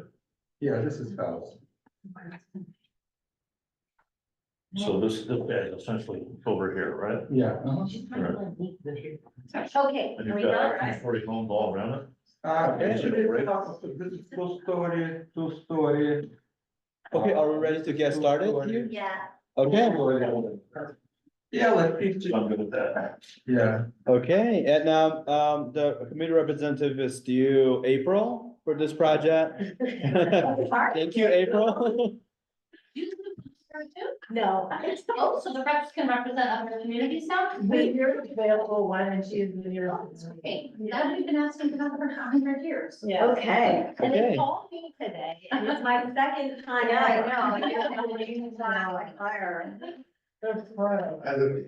So what, is there name tags for you that you hosts? No, I'm Rebecca, I hi. don't want to offend anyone. What is your problem? Okay. Name tags, so I know who's who. Okay. So we get April, started. Rebecca, I'm gonna start for your point then. let's get going. Okay. Hi. Yeah, so basically I answered questions that were in a previous hearing and demonstrated. Sorry, Oh, sorry. sorry to interrupt, we haven't read the project description Yeah, yet. I have to read the entry, or the beginning, and then we'll start. Yeah. Okay, so this is Marina Pastovska. Pastovska. It's me. And applicant Gary Kleiner, PLN 2022-00173 George Street in Montara. The parcel number is 036-103-620. Consideration for design review permit to allow the construction of a two-story, 2,818 square foot, single-family residence and a detached 400 square foot garage, 1,254 square foot legal parcel. Recorded certificate of compliance, PLN 2014-00360. The project involves only minor grading, no significant tree removal. The project is not appealable to the California Coastal Commission. This project was continued from the CDRC meeting of April 14th, 2023. The project is not said that twice. In conjunction with the requested DR permit, it is recommended that the CDRC determine that the project is categorically exempt from CEQA pursuant to CEQA guidelines sections 15303, application deemed complete March 11th, 2024, and the project planner is Camilla. Okay, so we Yeah. open, And up for applicant's presentation. presentation. You wanna go ahead? Yeah. I'm just gonna say, you're coming up. Yeah. I think I'm the only person on the committee who saw your project before, which I remember it well. And, so these guys may want to have other questions, but I would just request that you focus on the changes you've made to respond to the committee comments the last. Yeah, so I will just concentrate on the changes, but this is time to describe project. So basically, project is the house, 2770 square feet and two-story, but like considerable portion is a one-story. And we try to use modern materials and metal seam roof. We'll do solar panel in the future and try to integrate into the neighborhood and in the surrounding houses and like to be limited in a scale. And it's where I just go by comments in the previous. So it's regarding messing. We have here like two-story houses in a area in a close neighborhood. And we pretty much like in a scale, general scale, less or even close to probably like most of the houses in a close neighborhood. In this neighborhood, on this block, we have sizable houses. So happened for a reason where before we came here. And so we pretty much integrated in a scale. And also materials such as stone. We use like actually 4 materials: stone. We use stucco, we use siding. Here on model is shown like a vertical, like this, but we change this for horizontal siding. Actually, probably vertical also nice, but presumably horizontal give like less height of impression. What we did actually, we reduced considerably height of the building. Now it's only 23 feet. Most two-story houses in the neighborhood actually 28 feet. And we did this by means of minimum grading and to be close as much as possible to existing grade, and also to do more modest roof. Yeah. And,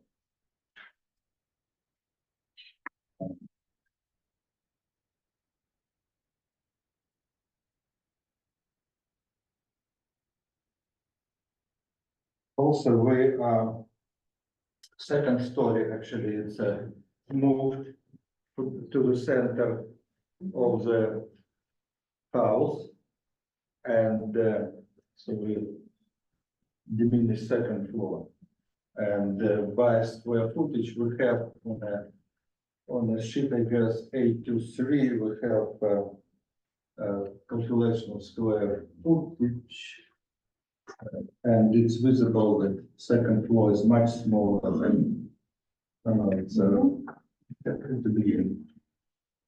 Yeah, here, we have second and first floors, like, area of population. Yeah, it's a second floor is much smaller than first floor.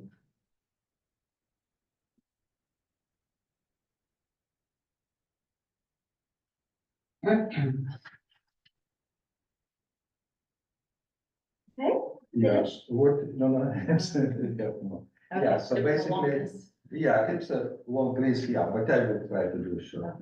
Yeah, so basically we, with the grade, we went 1.5 feet from initial design.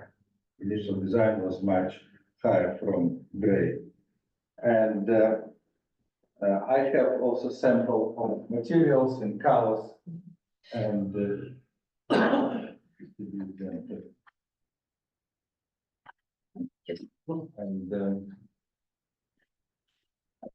we got a new roof plan. We did like small eaves, and here roof was more extended. And also with this like small tower, it was initially white color, and it's was more like visible and create impression of like height more than it's actually.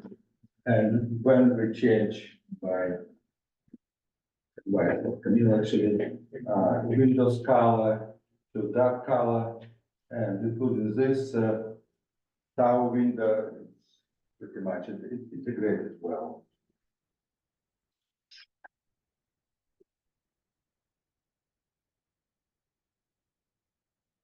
Yeah, also initially we have several windows on the eastern side that on second floor that actually face neighbor, and we reduce this to absolutely minimum only one window. Yeah, and we have transfer window, but it's this window is not create, I mean, disturb privacy. This window we can do, it's definitely the blind with blinds. We can use like automatic blinds that will be just closed by blinds. Is that window It's a, in the it's a bedroom, grass. bedroom 3? Yeah, and it's a grass window. Yeah, so we cannot do too much. Yeah, But- no, that's fine. Yeah, but what we did actually, we moved setback. We moved our facade much more than setback required. Yeah, you jogged So it we- in and you So jogged we it. moved from neighboring property as much as possible, create here like some architectural feature, to safeguard privacy of the future building. And it's only one window here, pretty much, yeah. And move everything possible to the western side. And it's pretty much sacrificed because actually from here it's a beautiful view on a mountain, yeah. Yeah, Mateo Mountain. From bedroom number 4. Yeah. Right. Yeah, with second, so yeah, second pretty much the, it should be, we use now horizontal siding and it should be all over the house. Maybe we can go to, yeah, to elevations, yes.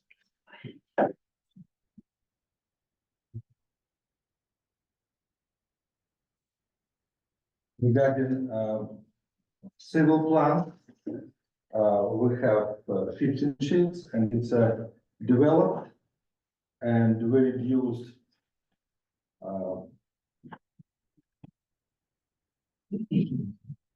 front walkway to minimum 8 feet and we replace concrete to paving, to permeable paving, so it's much nicer. Yeah. And here on along the eastern property line, it's not shown here, but we use trees, you know, landscaping plan. It's trees, the whole line of trees just to create privacy. Our goal in future to put here trees that will create privacy.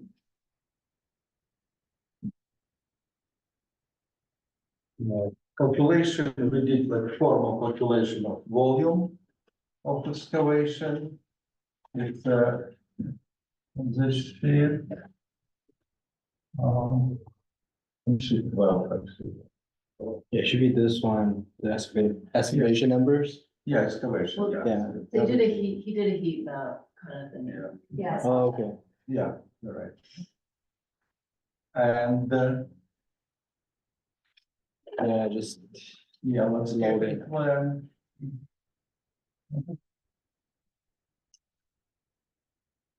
So pretty much have here very precise now. Yeah. And I'm civil engineer, so it's the differences. Yeah, a landscaping plan. Just one. This number 11.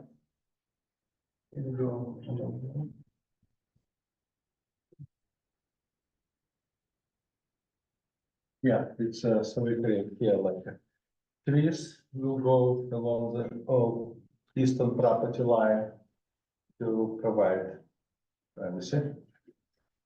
And also we like create nice landscaping. It's a corner lot from the property, so it's probably even better than shown here. It's more modest landscaping.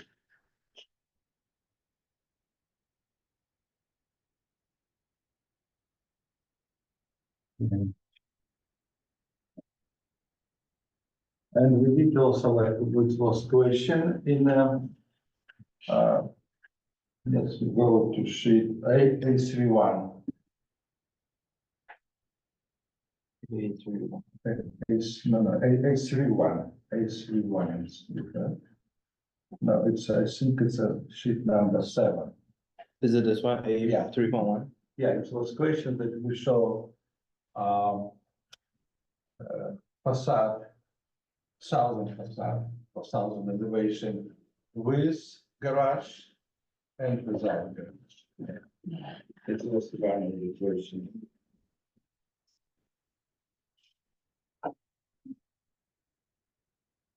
And basically, the main question of previous hearing was volume, mass, height. So we did, as impossible, as I said, we went down by grading 1.5 foot and reduce height, so now we only 23 feet high, not too much above 1-story buildings. And increase 1-story portion. Yeah. So it's like was our main direction. And try to integrate colors, so the broad here colors. I think this colors should be nice and should be like integrated with the neighborhood. We have maybe it will be our poster. So it's called a little bit. I think this. Hopefully, towers will look like. I will. Please. It's also in the file. Yeah. Thank you. Short introduction. We can talk a lot because we did a lot of work with Camille. Yeah, and there is a committee on this. And hopefully now this work actually was useful, and I hope it's nice now, and everybody will be happy eventually. Yeah, thank you. I know that you have done I can see that you've done a lot of work since the last time I've seen this project. I've seen this project possibly twice already, so I'm gonna let you guys start with, I don't have any questions. Did we want to open it up to the public at all? I think we just do clarify. Yeah, just to. Or someone can- I don't know, someone tell them what to do. Just approve it. I didn't have any clarifying questions. Okay. I don't think I do either.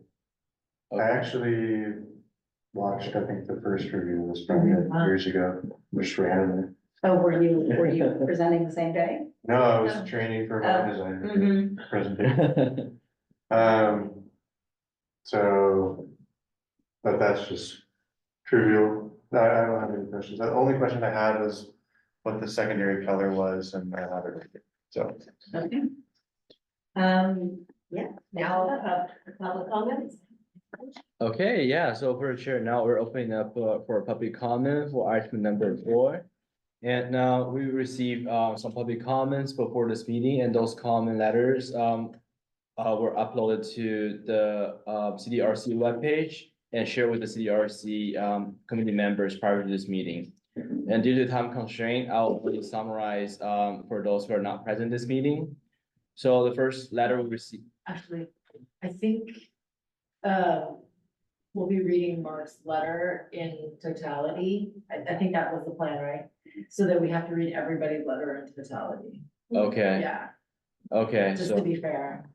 are we required to read any of them in totality? No, but since I think we might, if you don't want to read Mark's in totality and just summarize, I'm happy to summarize his letter.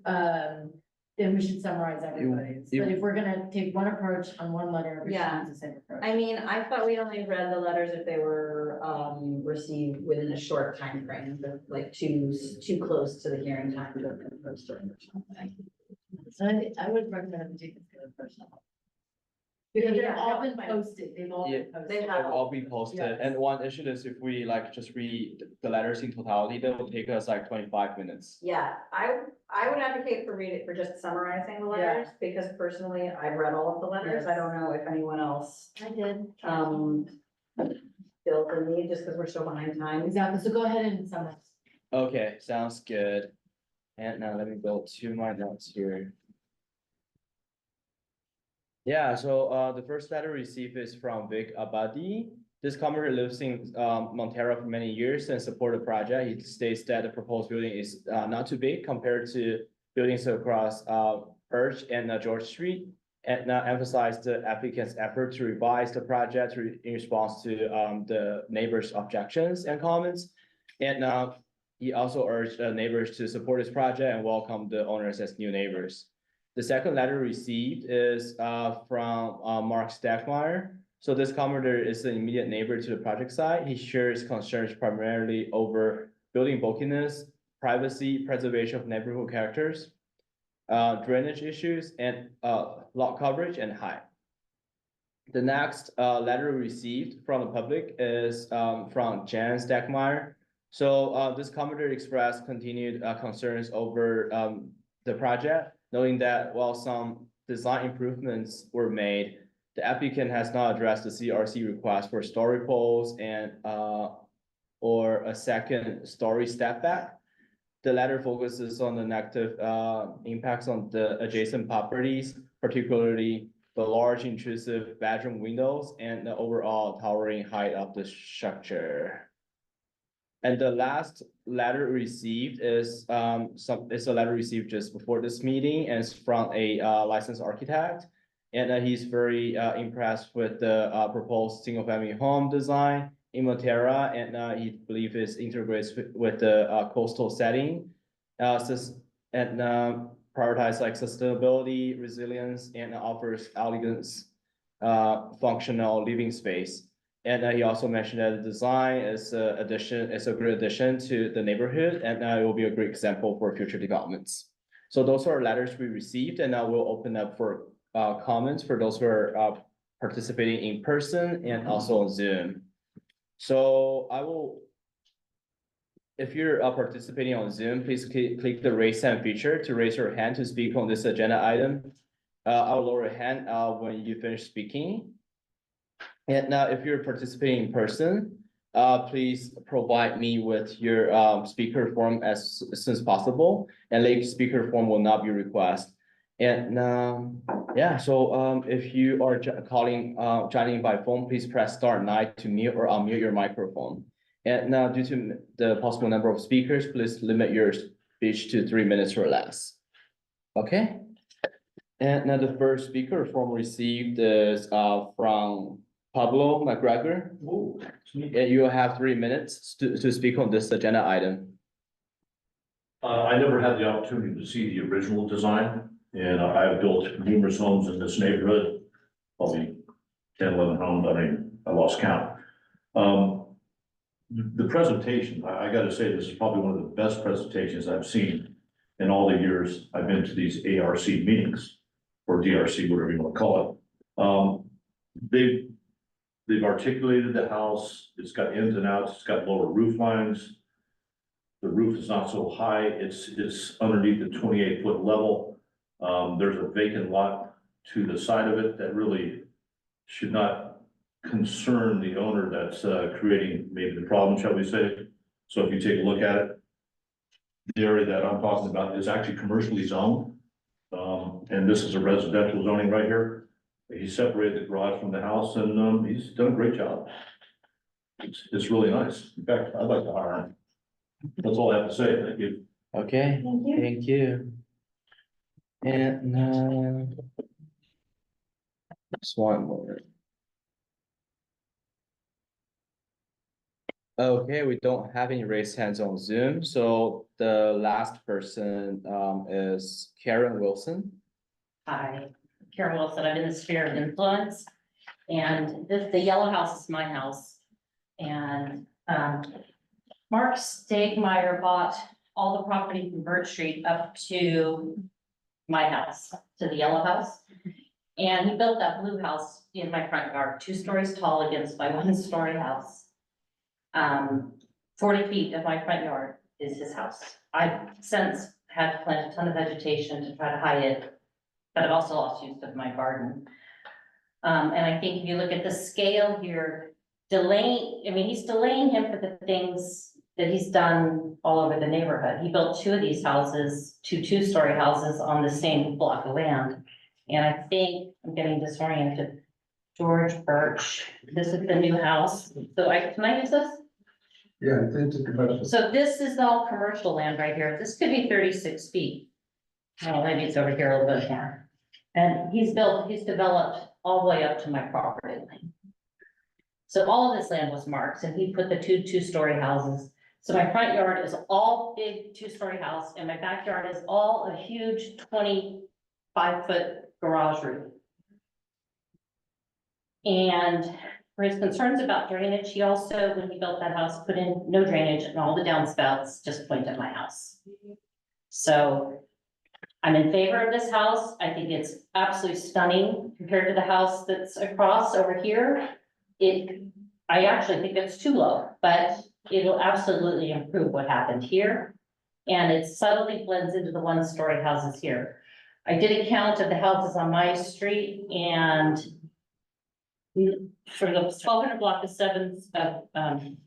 Cedar Street, it's 9 two-story houses and only 4 single-story houses. I was originally a single-story house, but I did a 2-story addition next to the original cottage that I preserved. So at some of the meetings, there was a lot of talk about how this was just a 1-story neighborhood, and it's not. It's very blended of 2-story houses. And as time goes on, people will build 2 stories. Not to mention, if this ever gets developed, because you never know, that's gonna be a big giant building with almost no setbacks.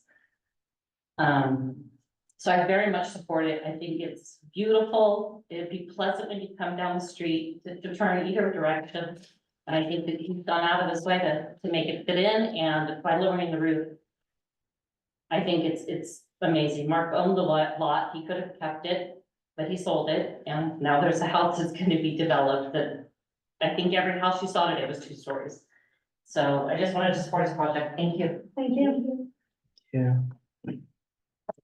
Okay, so we have no more public speakers. I'll just provide a few more seconds just in case anyone would like to raise their hand or provide me with their speaker form.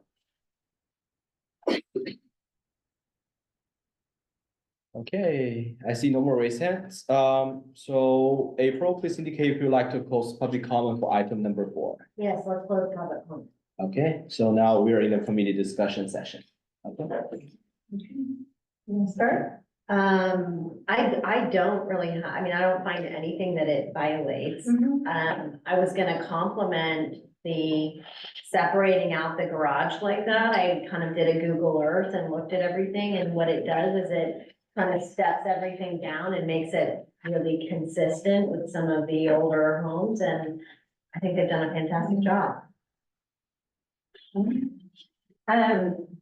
I also, I was just reading through the letter that was provided at the last hearing, and I think you guys have done an admirable job of stepping in the second floor and adding articulation. I think, yeah, bringing down the roof line. I was actually reading through, I know there were a lot of comments from the neighbor about privacy. I don't see anything actually in the letter requiring that window to change. So if you made that window very, very skinny in the bedroom and we're not happy with that, I think we should talk about what size that window needs to be.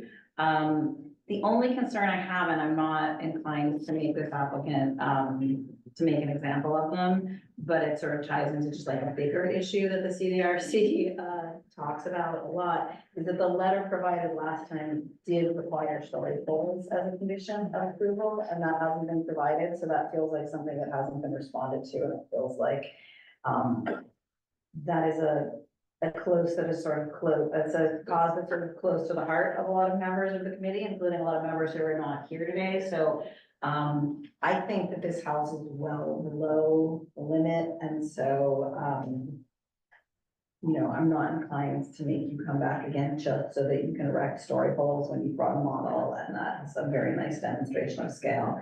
But I do think it's just worth mentioning, not so much because of your project, but because across the board, we're seeing people provide kind of scant demonstrations of scale, and we definitely don't want to set a precedent that we can say you need to have story poles and then you can come back and get approved without them. So I kind of want to just make a point of saying that. I think that you have done a lot of work to reduce the mass of the second story. And my feeling is that aside from that one thing, which I just wanted to comment on, that you responded to everything we asked for the last time we saw it. So, and I did a really nice job when I opened up the drawings before I even looked at the address. When I just looked at the picture of the house, I said, like, so it's great. I feel this is gonna be an easy one, I feel great about this project. And then when I looked and saw, realized what project I was looking at, you guys have clearly done a lot of work and taken a lot of time before you came back to make sure that you were, doing what was necessary to get approval, so I really appreciate that.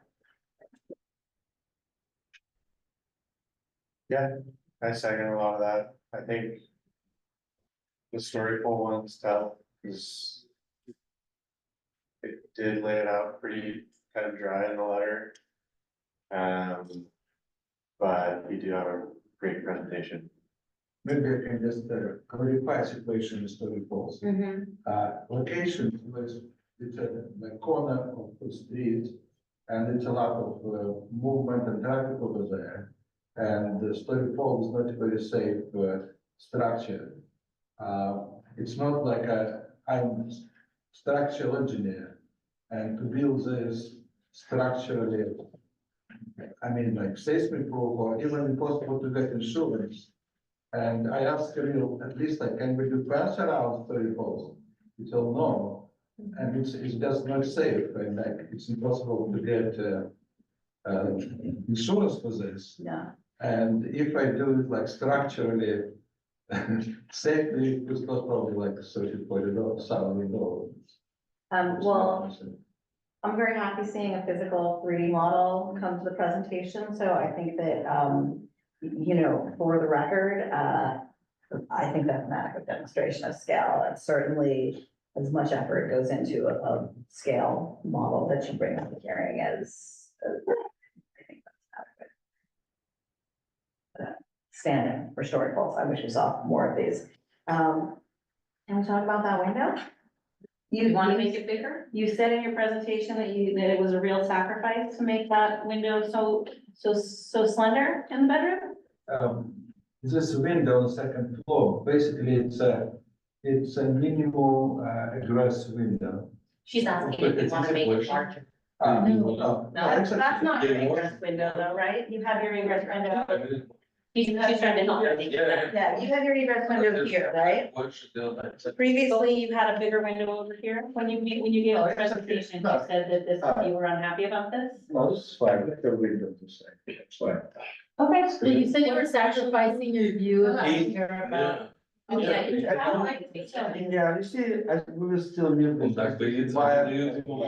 You would like to be a good neighbor? Yeah, good neighbor. Okay. Okay, because I would be open to that window being a little bit. He wants it, no, we He does want it big. He does. Yeah. Yeah. He does, because here we want from this. Talk with your family. it bigger, he just doesn't want problem with Mark, No, just, yeah, I said this. Can it be written that he has an option to enlarge it to X amount of size? Like. No, I size? think we would need to know. You would need If to you know. either propose it as bigger, you propose it as smaller, and they approve what you propose, but. Okay. Because it's kind of a moving target at that point. And Can I just ask what the sill height is on that window? On the window, it's, 20, this one, it's pretty high, yeah. But it's fine, we have other windows, it's a better window, it's fine, we have another window. Well, I'm not gonna push it if you're fine with it, but, this is the opportunity. I think that sill could be, that sill looks to me like it's above 5 feet. Is it 60? Yeah, it's pretty high, it's typically, yeah. It's good. And this is looking onto the empty lot next door, right? So you would not be able to look down from that, even if that window came down 5 feet, you wouldn't be able to look down I on the lot. would like to You don't increase need this, yeah. Pretty I much. would like to increase this window. Well, Yes. I mean, the comment letter specifically said that that other window was too big, so we're who's saying. Yeah, I feel like we sometimes see projects here where people are working really hard to satisfy us. And then they're making sacrifices to their design. I think, like that project of 2 stories that came back as 1 story that now hasn't been able to sell.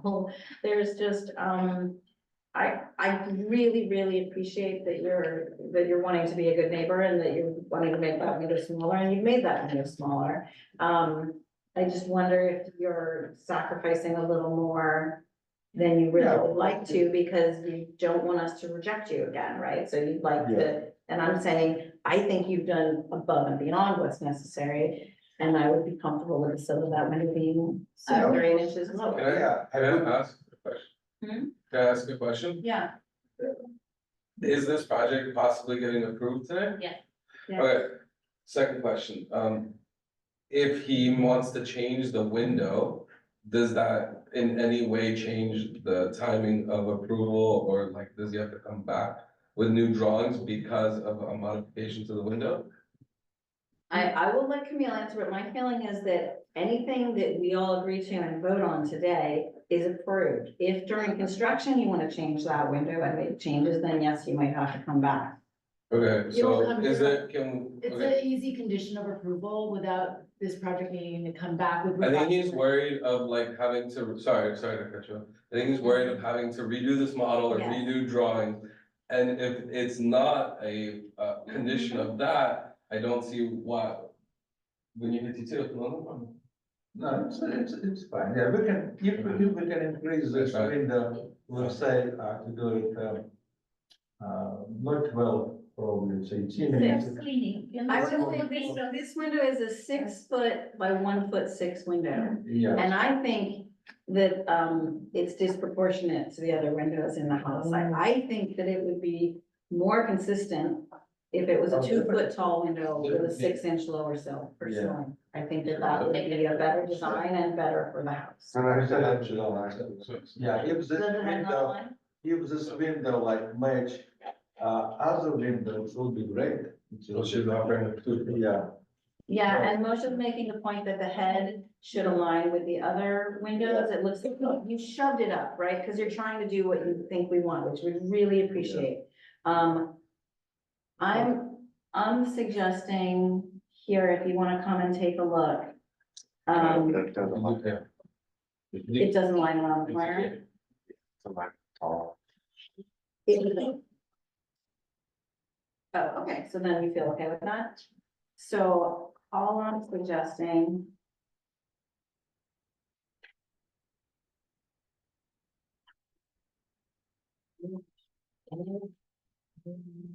Because you could do something like, bring it down 6 inches. Oh, it will be great. Just, okay. Yeah. So if everyone is comfortable with that, and I think Moshe made a point about, he was saying, oh, it would be nice if the head aligned with this head, right? Now, you also have windows that are in the same room or on the same page, through these windows. Is it align, if it aligns with these heads, is it the other, it's this one? If it aligns with these, that works too. I think we could just say that it should align with, either. Yeah, this is all Everyone? line. It should- They're all, okay, so the window heads should align. Yeah, it's not the way structure. Yeah. Yeah, I mean, I think that looks better. I think that really long skinny windows can look a little awkward. And I just think it would be better for your house. 22 inches at least, 24. Yeah, I would think it could go to 24 and it's still not, I just don't see that as presenting a privacy concern. Yeah, great. For a house that doesn't even exist next door to you. And it's a little bit more, more like yeah. I think the proportions are better that way. And, you know, this is all new, like you cut in, you pushed in the second story, you pushed away from that home. It just feels like you've done a lot, so that would be my recommendation. Yeah, so if we can do it 24, 6 by 24, it will be great. Okay, so 6 feet by 2 feet. Yeah, and it can Additional. just be, it doesn't even have to be a condition of approval, it could be a recommendation that would allow them to do it, right, if they wanna do it, to have the flexibility. I think the proportions look a lot better. So it will be like all windows. My only comment was, I think the change in material right now, it's just shown on the front face. I think it would I think it would look a lot better if those dyed inside corners, like we talked about it, the Oh, on those bays, do they, Yeah. oh, yeah, I didn't even realize that. Yes, I agree with you. Yeah, it's a small base, yeah. that dark color should go inside too. It should hit. So Actually, this dark color should wrap all the way to the actually, inside corner. I planned here like small window. Oh, you have windows here? Yeah. Okay, even so, though, the siding can change, Oh, transition at the okay. inside corner Yeah. instead of just being applied to Absolutely, the yeah. base. Yeah. Thanks, Michelle, I didn't realize Yeah. that was what was happening I there. didn't catch that, I don't know what I'm writing down. So the accent color on the bays, are they, the windows are on the, Articulation. yeah, on the protruding articulated volumes. The accent siding should terminate at the inside corner. I see those windows now. Should wrap. Yeah, we try It like, should wrap. because we reduce this window Yeah, to the medium, so to get more. the window there is fine, just let the material go around it, because it feels more like the object is all that material instead of like the surface, it's just applied to the face, if you bring it to the inside corners. Oh, okay, so the accent material should wrap. Yeah, it should wrap around to the inside corner. Okay.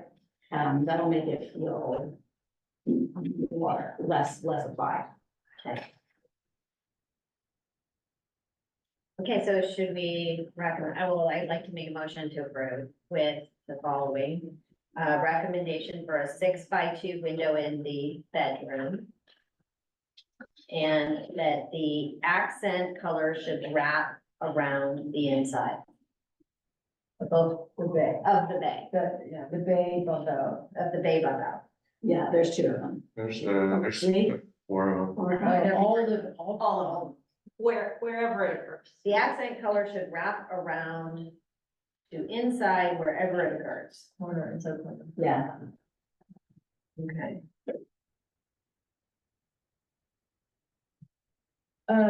Mark brought up a potential lot coverage issue, and he may have a point there. Is there a lot coverage? It could be slightly over, but, he has so many, No, we change, we corrected, it's work coverage and floor area. no, I did a recalculation after I read his letter, and it's like, it could be like 200 off over, so, No, it's not No, over.